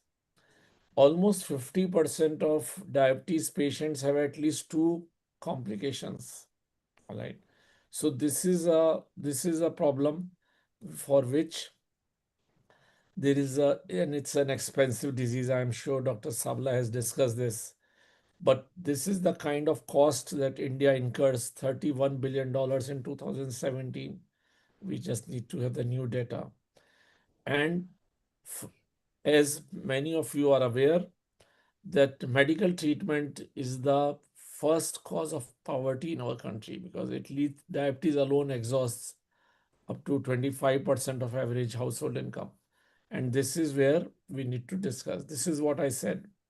If you join these patients who have 4 comorbidity, 3 comorbidity, and 2 comorbidity, together this will be more than 50%. So this is where the issues of diabetes management is concerned, that medicines alone are not enough to control diabetes in most of the patients. Those who get well controlled, they must continue with the medicines. But those patients who have been struggling with medical control, there are options available now. Surgery is another treatment option. Obviously, the basic treatment option is lifestyle changes and exercises, and then medicines. And if medicines are not helping, then surgery may be considered, and I'll discuss that in detail. Now, these surgeries are the same as what we could know as bariatric surgery or weight loss surgery. But what has been seen over last 20, 30 years, that this surgery helps in control of diabetes much faster than weight loss. Patients' insulin stop within 6 days. They have not lost even 2 to 3 kgs, but the sugars get controlled so fast because it has a direct effect. It is not effect related to weight loss alone, but it has a direct effect, and I'll talk to you about that. It is not a new concept. In 1955, if you see at the bottom and on the right side, this was published that somebody had a subtotal gastrectomy, that means part of the stomach was removed, and their diabetes got treated. But it took almost 50 years for doctors to realize that this is a real concept. And now, very recently in 2022, again, if you see bottom left, bottom right, December 22, the guidelines, worldwide guidelines changed. And they said that anybody with 27.5 BMI, that means if somebody is 7, 8 kgs overweight and is of Asian descent and has uncontrolled diabetes, then surgery can be offered to them. Now these are categories, but the effect is the same. So whether we do it in 28 BMI, whether we do it in somebody with controlled diabetes, but the question is, we are allowed to operate on uncontrolled Asian patients about 27.5 BMI. And various associations have endorsed that, to the extent that in this country in which I am here today, in UK, the NICE guideline says that if there is a person of Asian origin who has diabetes for less than 10 years, then this person can have a surgery in NHS. Now, a lot of doctors in UK question this, that how can you do this surgery in India? But even in UK, this is officially allowed. Not many people are getting it done. That's a different thing. The Indian guidelines is also the same, that if somebody has a BMI of 27.5, then we can offer this surgery. Now, what happens after this surgery? That's very interesting. 80% of the patients will have normal sugar within a month's time. And most of them will go off medicine, and they will remain off medicine for a long, long time. Even after 10 years, 1/3 of the patients are still not requiring medicines. So one part is control of diabetes, one second part is medicines continuation or discontinuation. So control of diabetes remains in about 80% of patients even after 10 years, while the medicine discontinuation is there in about 1/3 of the patient at 10 years. Initially, it is in most of the patients. And we have published this repeatedly from our own center, where we say after surgery at 3 years, 80 to 92% patients are maintaining their HbA1c below 6.5, and at 7 years, 68% of them are maintaining below 6.5. So this is the kind of difference that people must realize, that this is there, this is officially allowed worldwide. The challenge is that everybody says that this is a bariatric surgery. Does it work well if you are doing it in a thin patient who is not very heavy or not morbidly obese? So there is enough data. It has been done. The first trial I'm showing is from Cleveland Clinic, which says that whether we do these surgeries above 35 BMI or below 35 BMI, the impact of surgery on diabetes is the same. And there is the Indian studies which have shown that this is valid on Indian patients.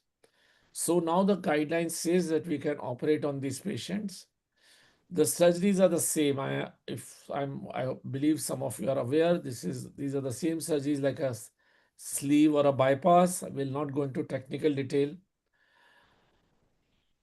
This is a keyhole surgery.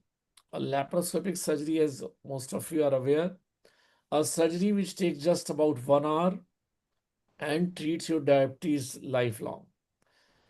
After this surgery, patient can walk and drink some liquids within 6 to 8 hours. Usual hospital stay is about 1 to 2 days, and they are able to resume. So in patients where the sugars are not getting controlled with medicine, one should consider this option and one should think about it. for their family members. Now, how the surgery works? So, basically, what we know is that these red dots at the end of the small intestine, this is where a hormone is secreted called GLP-1. Now, in diabetic patients, this is GLP-1 is secreted little late. So what we do in this surgery is we do a bypass, we bring this part closer to food. So as soon as the food goes here, the GLP-1 is secreted, which controls the insulin resistance and more insulin is produced. Now this results in control of primary problem of diabetes, that's insulin resistance. And as I mentioned initially, this is nothing to do with weight loss. So if somebody tells you, whether it's a non-medical or a doctor who tells you that no, if you lose weight, your diabetes will get controlled, I completely agree. But in surgery, this is even weight loss independent. There are multiple mechanisms as shown on this slide, which helps in control of diabetes directly because of surgery, which is weight loss independent. Now, as I've already mentioned, somebody who is suitable, somebody who is 27.5 BMI, around 8 to 10 kg overweight, who is not well controlled. I get so many patients who say, I want diabetes out of my body, please operate me. I'm not taking out diabetes from the body, but we are giving excellent control that will result in less number of complications in time to come, and your near and dear ones can live longer, as I will show you. The complications after surgery go down by almost 70 or 80% to 90%. Heart complications go down by about 84%. Brain stroke goes down by about 75%. The complication that Dr. Savla was mentioning, like blindness, goes down by about 66%. A lot of people in India lose their limbs. I know somebody who was working in a resort, lost his limb because of diabetes. Now, those kind of things can be reduced by almost 80 to 90%. And then what happens if after surgery somebody gains weight? There are studies which shows that even if somebody gains weight, diabetes doesn't come back even after 10 years. So diabetes control happens independent of weight loss, and it remains independent of weight regain. And this is important to realize. Obviously, this surgery has some other benefits like control of blood pressure, triglycerides, reduction of heart attack risk. And because of this, even 10 years after surgery, it has been seen that there are 40% less deaths and 50% less deaths from heart attack. And because of all this, if we operate on a diabetic patient, they are likely to live 9 years longer than if they did not have the surgery. So I think this is the ultimate proof, and these are all, I've given publications below. These are all publications in international journals. And because of this, now what happens is the sugars are controlled by eating. So when the person eats, the GLP-1 is secreted and the insulin is secreted and sugars get controlled. So if I show you a report of one of my patient, her fasting sugar is 112 and after meal sugar is 89. So these patients will always have less sugar after food. Their fasting sugar may still remain little high. And because of this, we tell these patients, you should eat more frequently, avoid starvation diet or long breaks. They should continue to eat diabetic food. Obviously, it's not a license to eat high glycemic index food. They should exercise regularly and they must check their HbA1c every 3 months. Now, what happens? A lot of discussion about safety of surgery. Now, these surgeries are being done worldwide for almost 60 to 70 years. I am myself doing it for almost 25 years now. And there is enough data to show that this surgery is safer than a gallbladder surgery. So please, let's look at the data, and one should not be scared because this is a surgery, but definitely gives a long-term control. Diabetes is not a medical disease. Diabetes is a disease. It can be treated medically, it can be treated surgically, or both together. Now, in India, these surgeries are covered under insurance, and these are old guidelines. Insurance has not changed, but at 35 BMI, anybody with uncontrolled diabetes can still have this surgery on a cashless basis. I'm sure, as I mentioned, in NHS in UK also offers this surgery for patients of Asian descent. And this is just to show you one of my patient. He's a doctor himself. He does surgery on 11th of October 23, and a month later, his HbA1c has already gone down from 8.5 to 7. So this is the kind of transformation that happens. So I would like to thank the organizer of this program today for inviting me, because this is a new concept, a lot of ignorance about it, even among the medical community. And some people have even questioned me on programs like these, that I can do it in India, it can't be done in UK. But that's just out of their ignorance. I forgive them for asking such questions. The fact remains that this surgery is an option. My Dr. Nitin Kulkarni. I'll just stop Pune this. I practice. don't want to play this. And if there are any questions, I'll be very happy to answer them. Thank you. Thank you very much, Rotarian Dr. Ramin Goel, for elaborating about the diabetes to be cured by surgery, which is definitely something one should consider, because if the patient, as you rightly said, the patient is not being treated even by the medicine, then they should go for the surgery, which is quite safe. My only question to you right now is there any minimum age or the maximum age for this particular surgery? So these surgeries are typically done between 18 to 70 years of age. But we recently operated on a doctor's mother-in-law at 76 years of age, because she had large non-healing ulcers on her leg, and she has become wheelchair bound because of that. And there was just no way that, imagine the doctor himself was not able to manage, and she lives in Mumbai. So we operated her, and within 1.5 months, her ulcers healed and she started walking. So I think beyond 18 to 70 years, we can decide on a case-to-case basis. But that's the guideline. Yeah. Okay, thank you very much. Yes, Mr. Anil Kumar, or I can see Dr. Anjali Agarwal is there. Would like to ask question. Yes, please, go ahead. Thank you, Dr. Raman. It was a very interesting talk. I've had one patient, I've been treating her. She had a bariatric surgery, especially to control her diabetes. And she had a lot of nutritional deficiency after the surgery. So, what is your suggestion? She was around maybe 55 to 60 and developed a lot of knee pain after the surgery. So, what is your recommendation? But her diabetes definitely got better. Yeah. So nutritional issues are likely to remain if they are not following the instructions. So what happens is that these patients are eating a very small meal, as happens after any bariatric surgery. They need to get adequate nutrition in terms of proteins and their vitamins and minerals. There are standardized protocols which are advised by our team, and if patients follow, majority of them do not have these deficiencies. Now, deficiencies happen because if somebody changes their, let's say, a calcium compound from what has been prescribed to something else, then they can end up with deficiencies. But usually, as I said, majority of them have gone through so much in life, they follow the instructions very well, and they do not have the problems. Knee joint pain should not happen after this surgery, because the weight loss also happens with this surgery. So actually the knee pain should improve, but Right. but age-related issues will obviously come, irrespective of whether they had a surgery or they did not have a surgery. Thank you, doctor.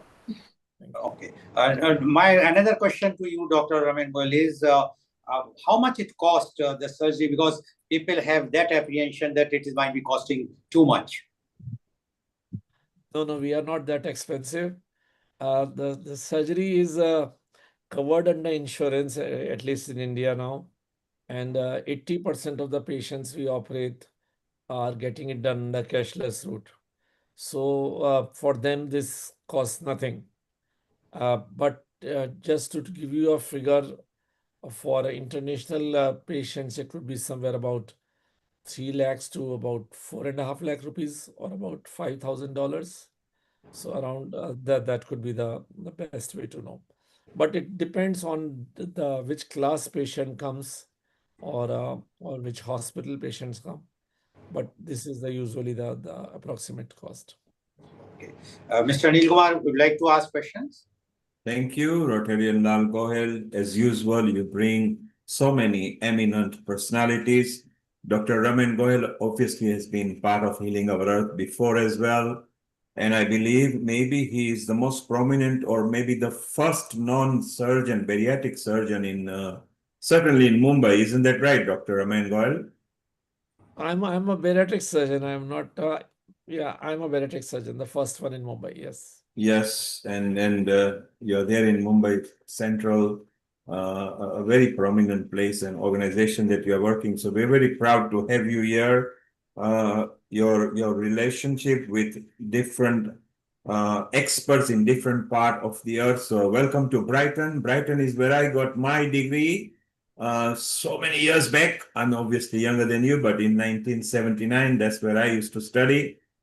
So you are in a beautiful part of the country, and I take it that you might be flying out from Gatwick or Heathrow. In case if you are in London, Rotarian Lal Goyal will give you my number.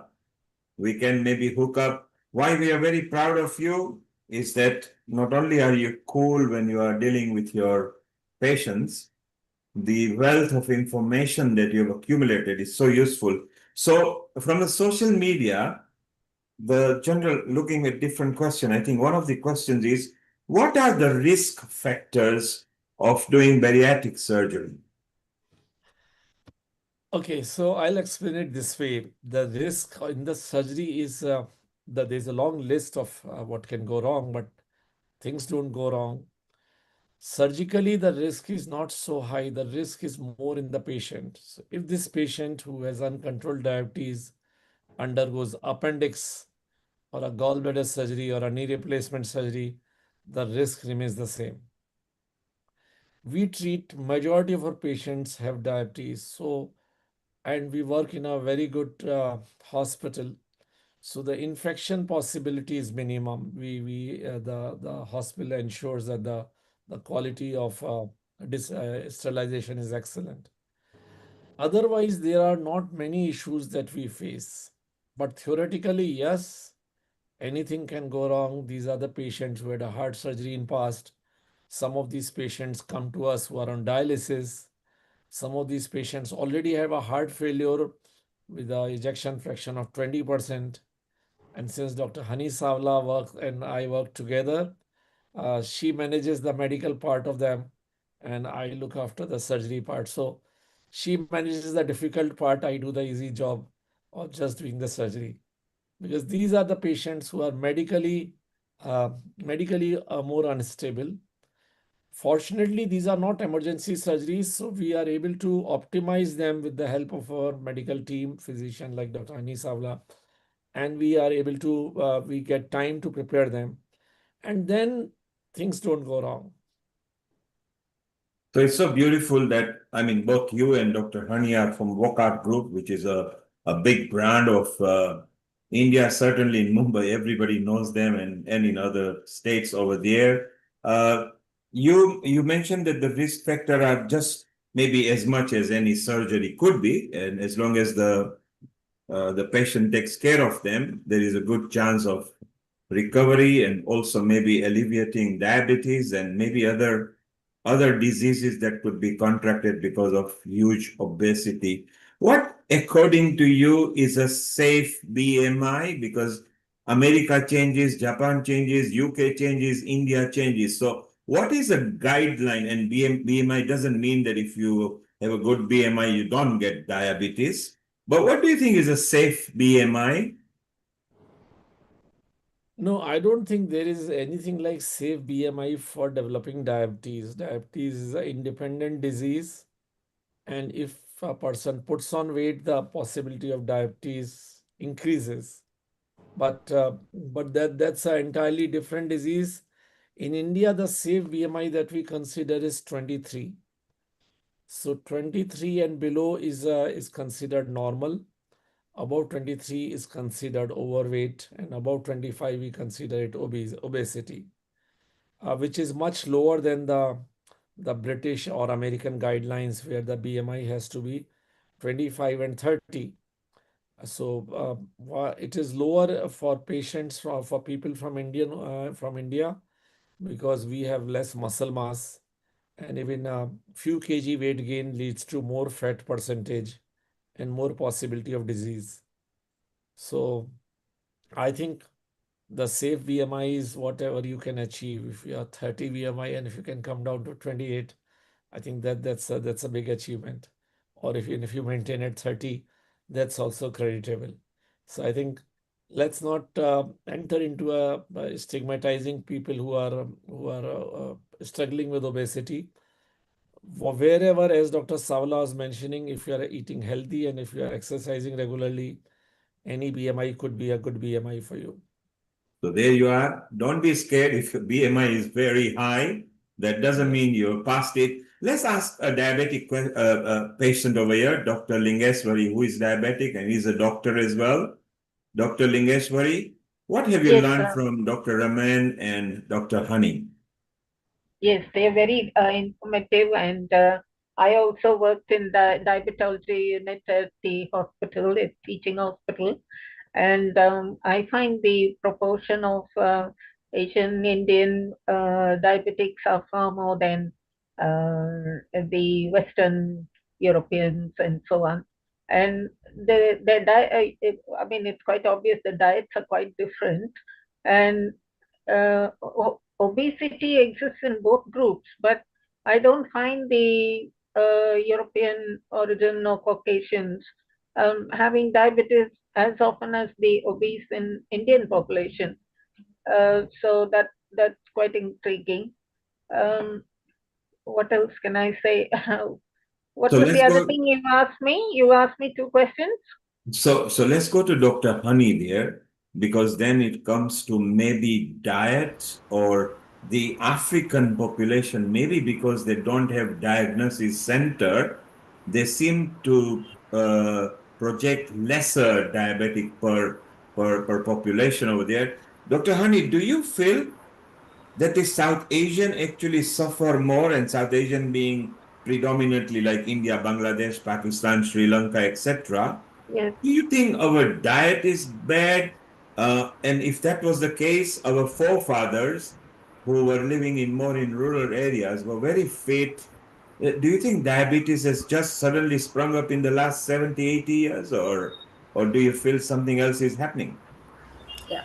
So, in my experience, we are seeing a definitely increase in the number of diabetic, and the more important thing is the demographics. The age which we are seeing at which people are getting diagnosed with diabetes is getting younger and younger, like lesser and lesser. Like we have an individual who is 20 years who is having an acute coronary syndrome and diabetes. We have an individual who is 25 years and having a regular health checkup and getting diagnosed as having high blood sugar levels. So yes, the number of patients who are developing diabetes is increasing as the population increases, as the lifestyle changes. But the diet has not changed so much. We have shifted more towards the westernization of diet. We take a lot of junk food, a lot of easy food, processed food, and even stored food. So I think that is one of the reason why we are going more towards this. And the second thing is sedentary lifestyle. Being most of the population, the younger population, having desk job, uh, their activities are much less, and the diet which they consume is too calorie dense and even high in fats. And that is where there's a great mismatch, because of which the weight gain is more, activity is less, and number of metabolic diseases are rising and rising day by day, and they are getting diagnosed in younger and younger population, And initially. now that we are going AI and we are completely computerized, all our equipment, our car, our fridge, our washing machine, our taps, everything is digitized. So we are using more and more digitization, less natural foods and more processed food. Then you are very right that I think if we don't bring awareness now, the shocking statistic that you mentioned about India, almost 1 in 3, wherever you turn around, one person has got diabetes. Yeah. So I think it's very, very shocking, and maybe the Dr. Rotarian Lal Goyal and Dr. Raman, in your young days when you were children, and was diabetes known to people? Was it known? No, very few actually.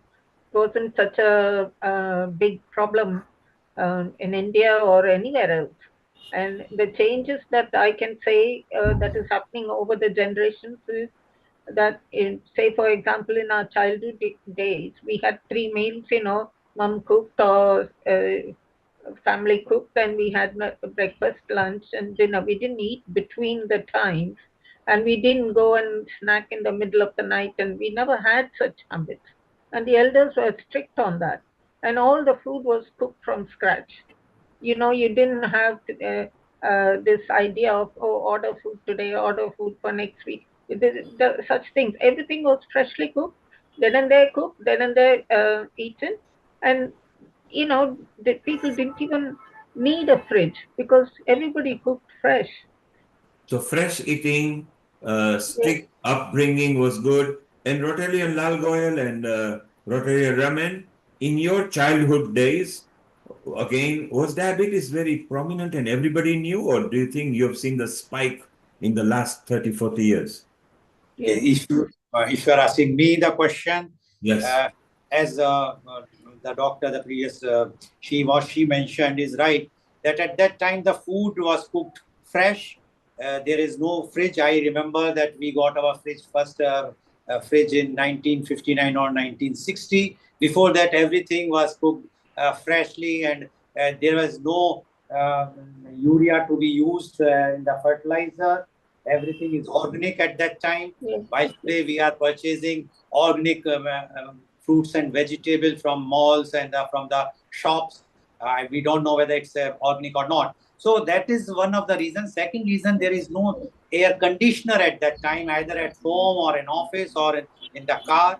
So people used to sweat, and electricity was also not that great in the small cities, apart from the metro like Mumbai. So people used to sweat, and they used to work, they used to cycle. We used to go to school for about 3 kilometers on cycle at that time. Today, no one goes to the school on cycle. The cars are there, the buses are there to carry them. And I think that is one of the reasons that we have not heard that much thing. And might be that at that time, no such type of tests were available to diagnose the diabetes, what we are having today. But still, the lifestyle was very healthy because nowadays doctors prescribe you walk, you cycle. But at that time, we used to walk ourselves. We used to walk many kilometers. We used to cycle. We used to eat everything very healthy. But now, no packaged food at that time, like today. So that might be the reason that diabetes was not that much. That is as far as my childhood is concerned. And it's basic common sense. Rotarian Lal Goyal, you just mentioned that. Exercise was very rife, fresh food was there, no screens, no computer. In fact, I remember that even 60 years back, even to get a telephone line, even in United Kingdom, you have to apply, then they come after a month. I mean, in India, we didn't even have the call boxes at the shops as well. It was very unusual having to go to the center to make a call. That I'm talking about India. I was born in Africa, but even I'm talking about London 50 years back. And now, mobile phone, sitting at home, television with more than 500 channels. I mean, in our lifetime, maybe there was only one channel. We knew BBC, and maybe you knew in India Doordarshan, and in Africa there was just KBC. Complete lifestyle has changed. Anjali and Honey are maybe younger than us, but what a lifestyle change. So let's go to our expert, Dr. Raman, who apart from being bariatric surgeon, obviously is a doctor who has studied quite well as well. What tips would you like to give either to the youngsters or to the community now that they might as well get the warning before it's too late, Dr. Raman Goyal?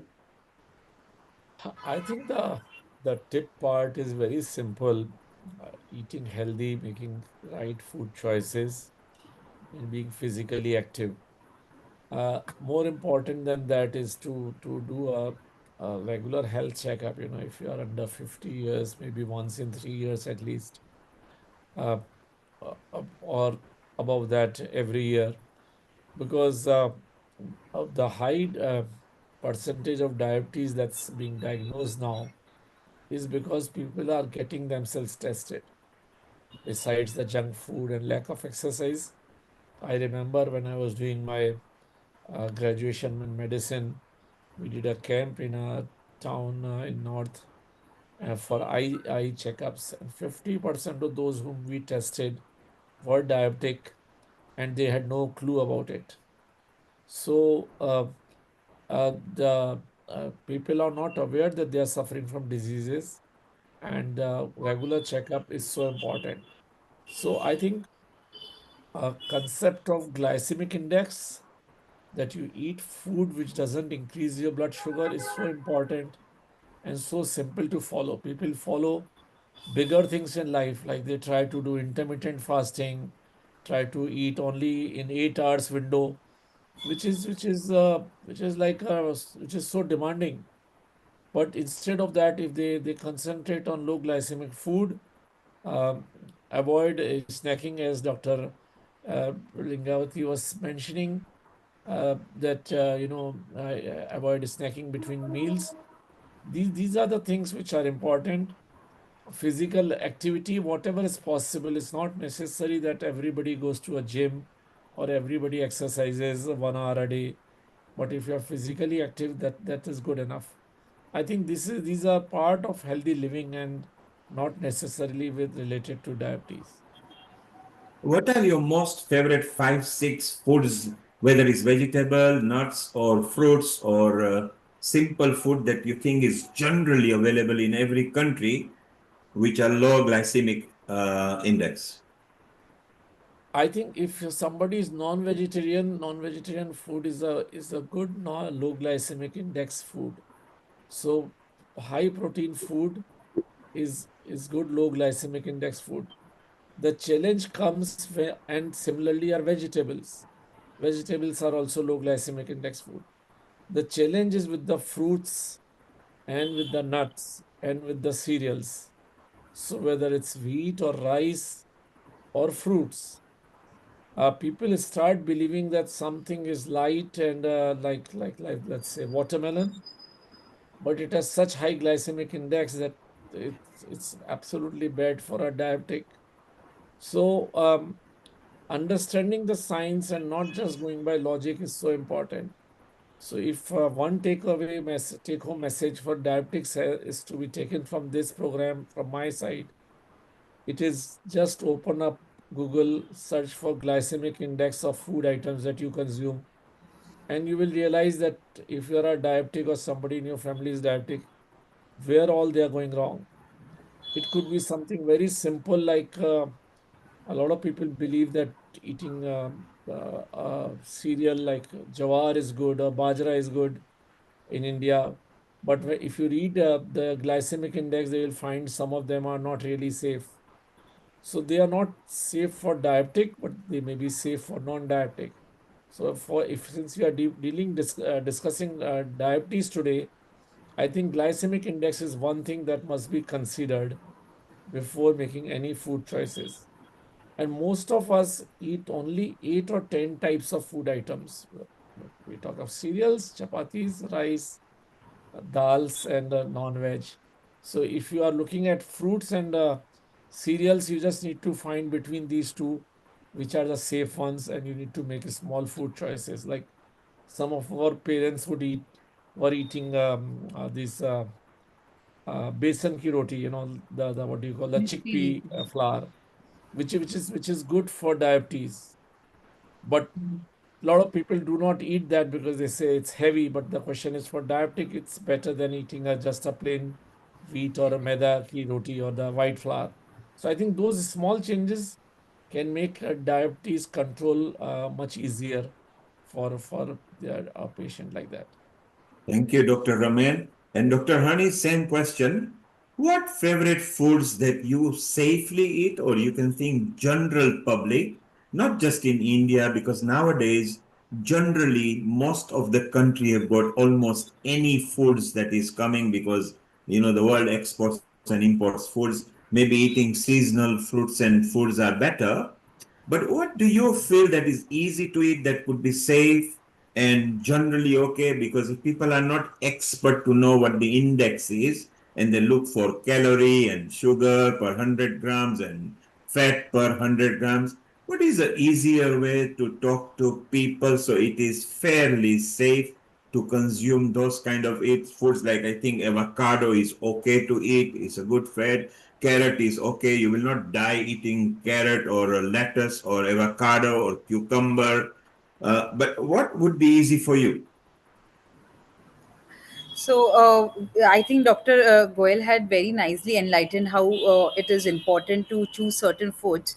What I would add to it is that whatever food you consume, you need to consume it in moderation. Any food which even has low glycemic index, if consumed too much in excess, is going to cause any issue, health related issue. It may not rise your sugar, but it may cause some other digestion issues. Like, there was a trend of millet when government promoted millet. So then there was a group of society which just went on a millet diet straight away and developed a lot of deficiency. So doing excess of anything is really harmful. We Yes. should do it in moderation. We should balance things out. If you want me to choose like 5 items, I would choose that you can consume millets in moderation. You can use chickpeas because they are good in protein and less in glycemic index also. For snacking, you can use, most of the times I advise my patients to use makhanas. For they are pretty safe and light, as well as they are very low on the sugar, and they're at least tasty to eat when you make roasted makhanas and all. So these are certain foods which are going to be safe. If you can want to choose from fruits, you can choose anything out of apple or pear or any citrus fruit which has low glycemic index, and they do not cause spike in the blood sugar level. But if you're going to consume 3 4 fruits in a day, of course your sugar level starts rising. So doing anything in moderation is very important. Now people ask brown rice or white rice, so my simple answer is the quantity is important. You consume, if you start eating brown rice and you take a plate full of brown rice, then you are not actually serving the purpose, and you are actually spoiling it. So any sort of moderation in consuming and choosing food item is important. Seasonal fruits should be consumed, but again you should consume in moderation and make sure that you walk 30 minutes extra. It's not that you can't have mangoes, but have a slice or 2 slices of mango, and make sure that you have a 30-minute walk definitely that day at least, so that you burn that calorie well and get the net and required nutrients from the fruit. So it's very simple to choose amongst the nuts. Almond is good, and walnut is good. So other nuts can cause spike in blood sugar. So among the nuts, you can choose this. Among the seeds for snacking, you can use flax seeds, chia seeds, melon seeds. A combination of this can be little palatable also, and they can be light for your sugars as well as for your tummy for the digestion. So these are small snacking items which you can even carry with you while you are traveling. So they are good enough for any diabetic patient or anyone who is on diet. So amongst the proteins, you can stick to chickpeas and soya beans. Amongst the snacking items, you can stick to makhanas and all. And whenever you want to take cereals, make sure that you choose whatever cereal one at a time and in moderate quantity. So and amongst the fruit, you can consume seasonal fruit, but make sure you walk an extra 30 minutes for it. And those which are low in glycemic index, like apple, pear, and citrus fruits, can be consumed, but quantity should be fixed. One fruit a day is good enough. So there you are. Dr. Honey is very clear. Portion control will help. You can try different kind of foods. I suggest the rainbow if you can. Apple is safe to eat. Apple is available in every country. One apple a day might be very good. If you are constipated, then go for a pear, which is better for that. So she's very clear. She's saying, do it. You can eat mango. Don't starve yourself, but don't eat 20 mangoes and 30 mangoes and 10 mangoes and Yeah. go on a rampage. If it's a small mango, that's fine. If it's very sugary, then be careful how you eat it. Roseanne from Italy, honey, is asking, she loves almonds and she eat she eats almonds every day. She is portion control, but she needs to consume 10 to 15 almonds a day. Have you got any objection to that? So 7 to 10 almonds per day is something which even we recommend many a times, provided I think in India, whatever size of almond we have is going to be uniform throughout. So there is no problem in consuming 7 to 10 almonds a day, and you can divide it in your snacking. Like you can have it in the morning as well as during the snacking time. So there is no harm in consuming that much almond. Beyond that, I think you may not find it palatable anymore if you consume so much for a long period of time. I think you get bored out of things. That's human tendency. So, Roseanne, you are safe to eat. Okay, you are eating about 12. If you spread them, it will be better. You are eating a safer nut. Nut generally are good. They are good for mood busting. They are good for what it creates. So don't go crazy. If you consume, handful, you are okay. Don't go the 100-gram packet and consume it in one go. That's, not only just 600 calories, but you're also causing yourself a damage. Rotary Lalgoil, your 5 favorite foods. I know you loved South Indian when we went to eat South Indian food, but what are your food? I mean, you obviously take care of your heart as well. So what are your 5 foods that are favorite for you? I take nuts, walnut, and almonds, and some raisins in the morning, and then I have in the lunch I go for either the dal or some chana or rajma with one chapati or a small portion of rice, as Dr. Savla is mentioning. And evening I used to take, nowadays the mango is in season, so mango smoothie I used to take with mango and lots of ice and one scoop of protein powder, and that's it. That is my portion. And once while one beer or a small the pint beer or one or two small packs of the whiskey, that's what I used to take. And I think that because recently I got my health checkup done with all my testing done, and I was very happy to say that my all the parameters were so good that the doctor, the cardiologist, has reduced my medicines. Generally, they increase because I had as you know, my heart attack in London only in 2016, and I was then this two stents were put in me, and now they have reduced the medicine, and because of the and every day morning I'm doing walking for about an hour, about 40 to 50 minutes brisk walking, and the 10 minutes cooling and warm up time.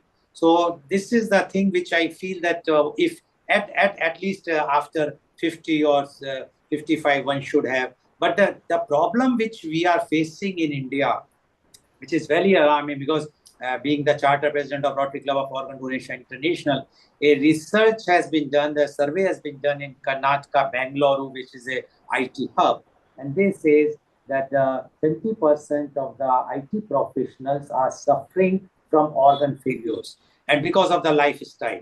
And I'm sure that because main reason is the diabetes because of their lifestyle, and that is very alarming, for which everyone, all the citizens, the government plays a very big role, that they have to come out with a proper diet plans, and they must enlighten in all the public health units, the primary health units, to see to it that the proper diet and the exercise to be done. Otherwise, this lifestyle which is killing, that's why I asked the question to Dr. Savla initially, is going to be very, very challenging, especially in India, because of the stress level. People have been given the targets, whether they are bankers or IT professional or in the sales or marketing, and they have to fulfill their targets. And I can see them that they are working 18 hours a day. And how they are going to bear this stress, I'm sure that is one of the reasons that our all these parameters are going haywire. Because as you asked about the childhood, we were not having any stress at that time. Even the studies, we were doing very coolly, very chill. Nowadays, at the parent thing I am seeing, wrong parenting. They expect that the child should be first in the class, and they want in all the extracurricular activities, dance, football, cricket, and they are putting full pressure on them, which we never faced in our childhood. I'm sure that is one of the reasons. So good parenting is also required if we have to see that the future generation will not suffer from diabetes or organ failure. That is my take. That comes from an experience, Rotarian Lal Goyal. You got good habits. Maybe if you can swap your mango instead of late at night because it's sugar and sweet. Maybe if you can bring it earlier in the afternoon and your chana and rajma later is better. Chana and rajma, we have all identified of different nationalities were here today. We had different experts just before you guys came from 3 different countries. We all loved it. Yes, you still have your mango and see how it is. And we are very proud that you are so fit even after your heart scare. Look at you and being a lead in organ donation, not just in India, but in so many parts of the world. We are very proud of you. And finally, let's go to Dr. Lingeshwari. You wanted to make a comment about your tip for food. Yes, in our diabetology unit and in most of UK, we have train our patients to do this. The first thing that is get smaller plate. Whatever meal you want, get a smaller plate than what they are using. And say you got a round plate, we say one side, like one half, it should be the cooked food, and the other half should be raw vegetables, salad, uncooked food. So this way, this helps a lot, and they're allowed to eat what they want, and we don't restrict too much on sweet, except that when the sugar is very high, then we keep a very close eye. But once we advocated this method of eating only one plate, and in that one plate, you divide in half. One side you have cooked food, and the other half should be completely raw food, salad, things like that. Even fruits can be there, and adequate intake of water, and so on.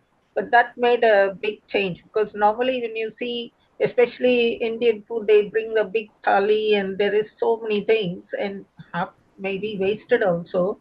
But once you reduce it to one plate, then it seems to work very well. If you're feeling hungry, again, you can have a smaller plate, like a snack plate, and that also should be half and half something cooked or fried or whatever you want, and the other half should be raw food. That helped a lot in bringing down the spikes, and the diabetic profile came down actually, and we Thank you, still Dr. follow it, Lingesh. and I follow it as well. Thank you, Dr. Lingeshwari is saying, bring smaller plates in your household so it will fill up very faster. Eat the digestible raw vegetables if you can. Use the salads and it's fine. Red peppers, green peppers, make it rainbow, red cabbage. Anything that suits you, that is good for your body, do that. And then you can add bit of little things.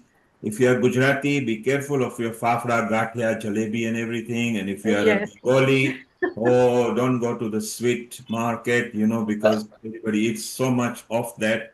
So it's a wonderful session we have had. Earlier, we talked about methi seeds, which is fenugreek seeds. Those who are listening to us and not of an Indian, yes, everybody agreed that fenugreek seeds are good. You can soak them overnight, drink the water.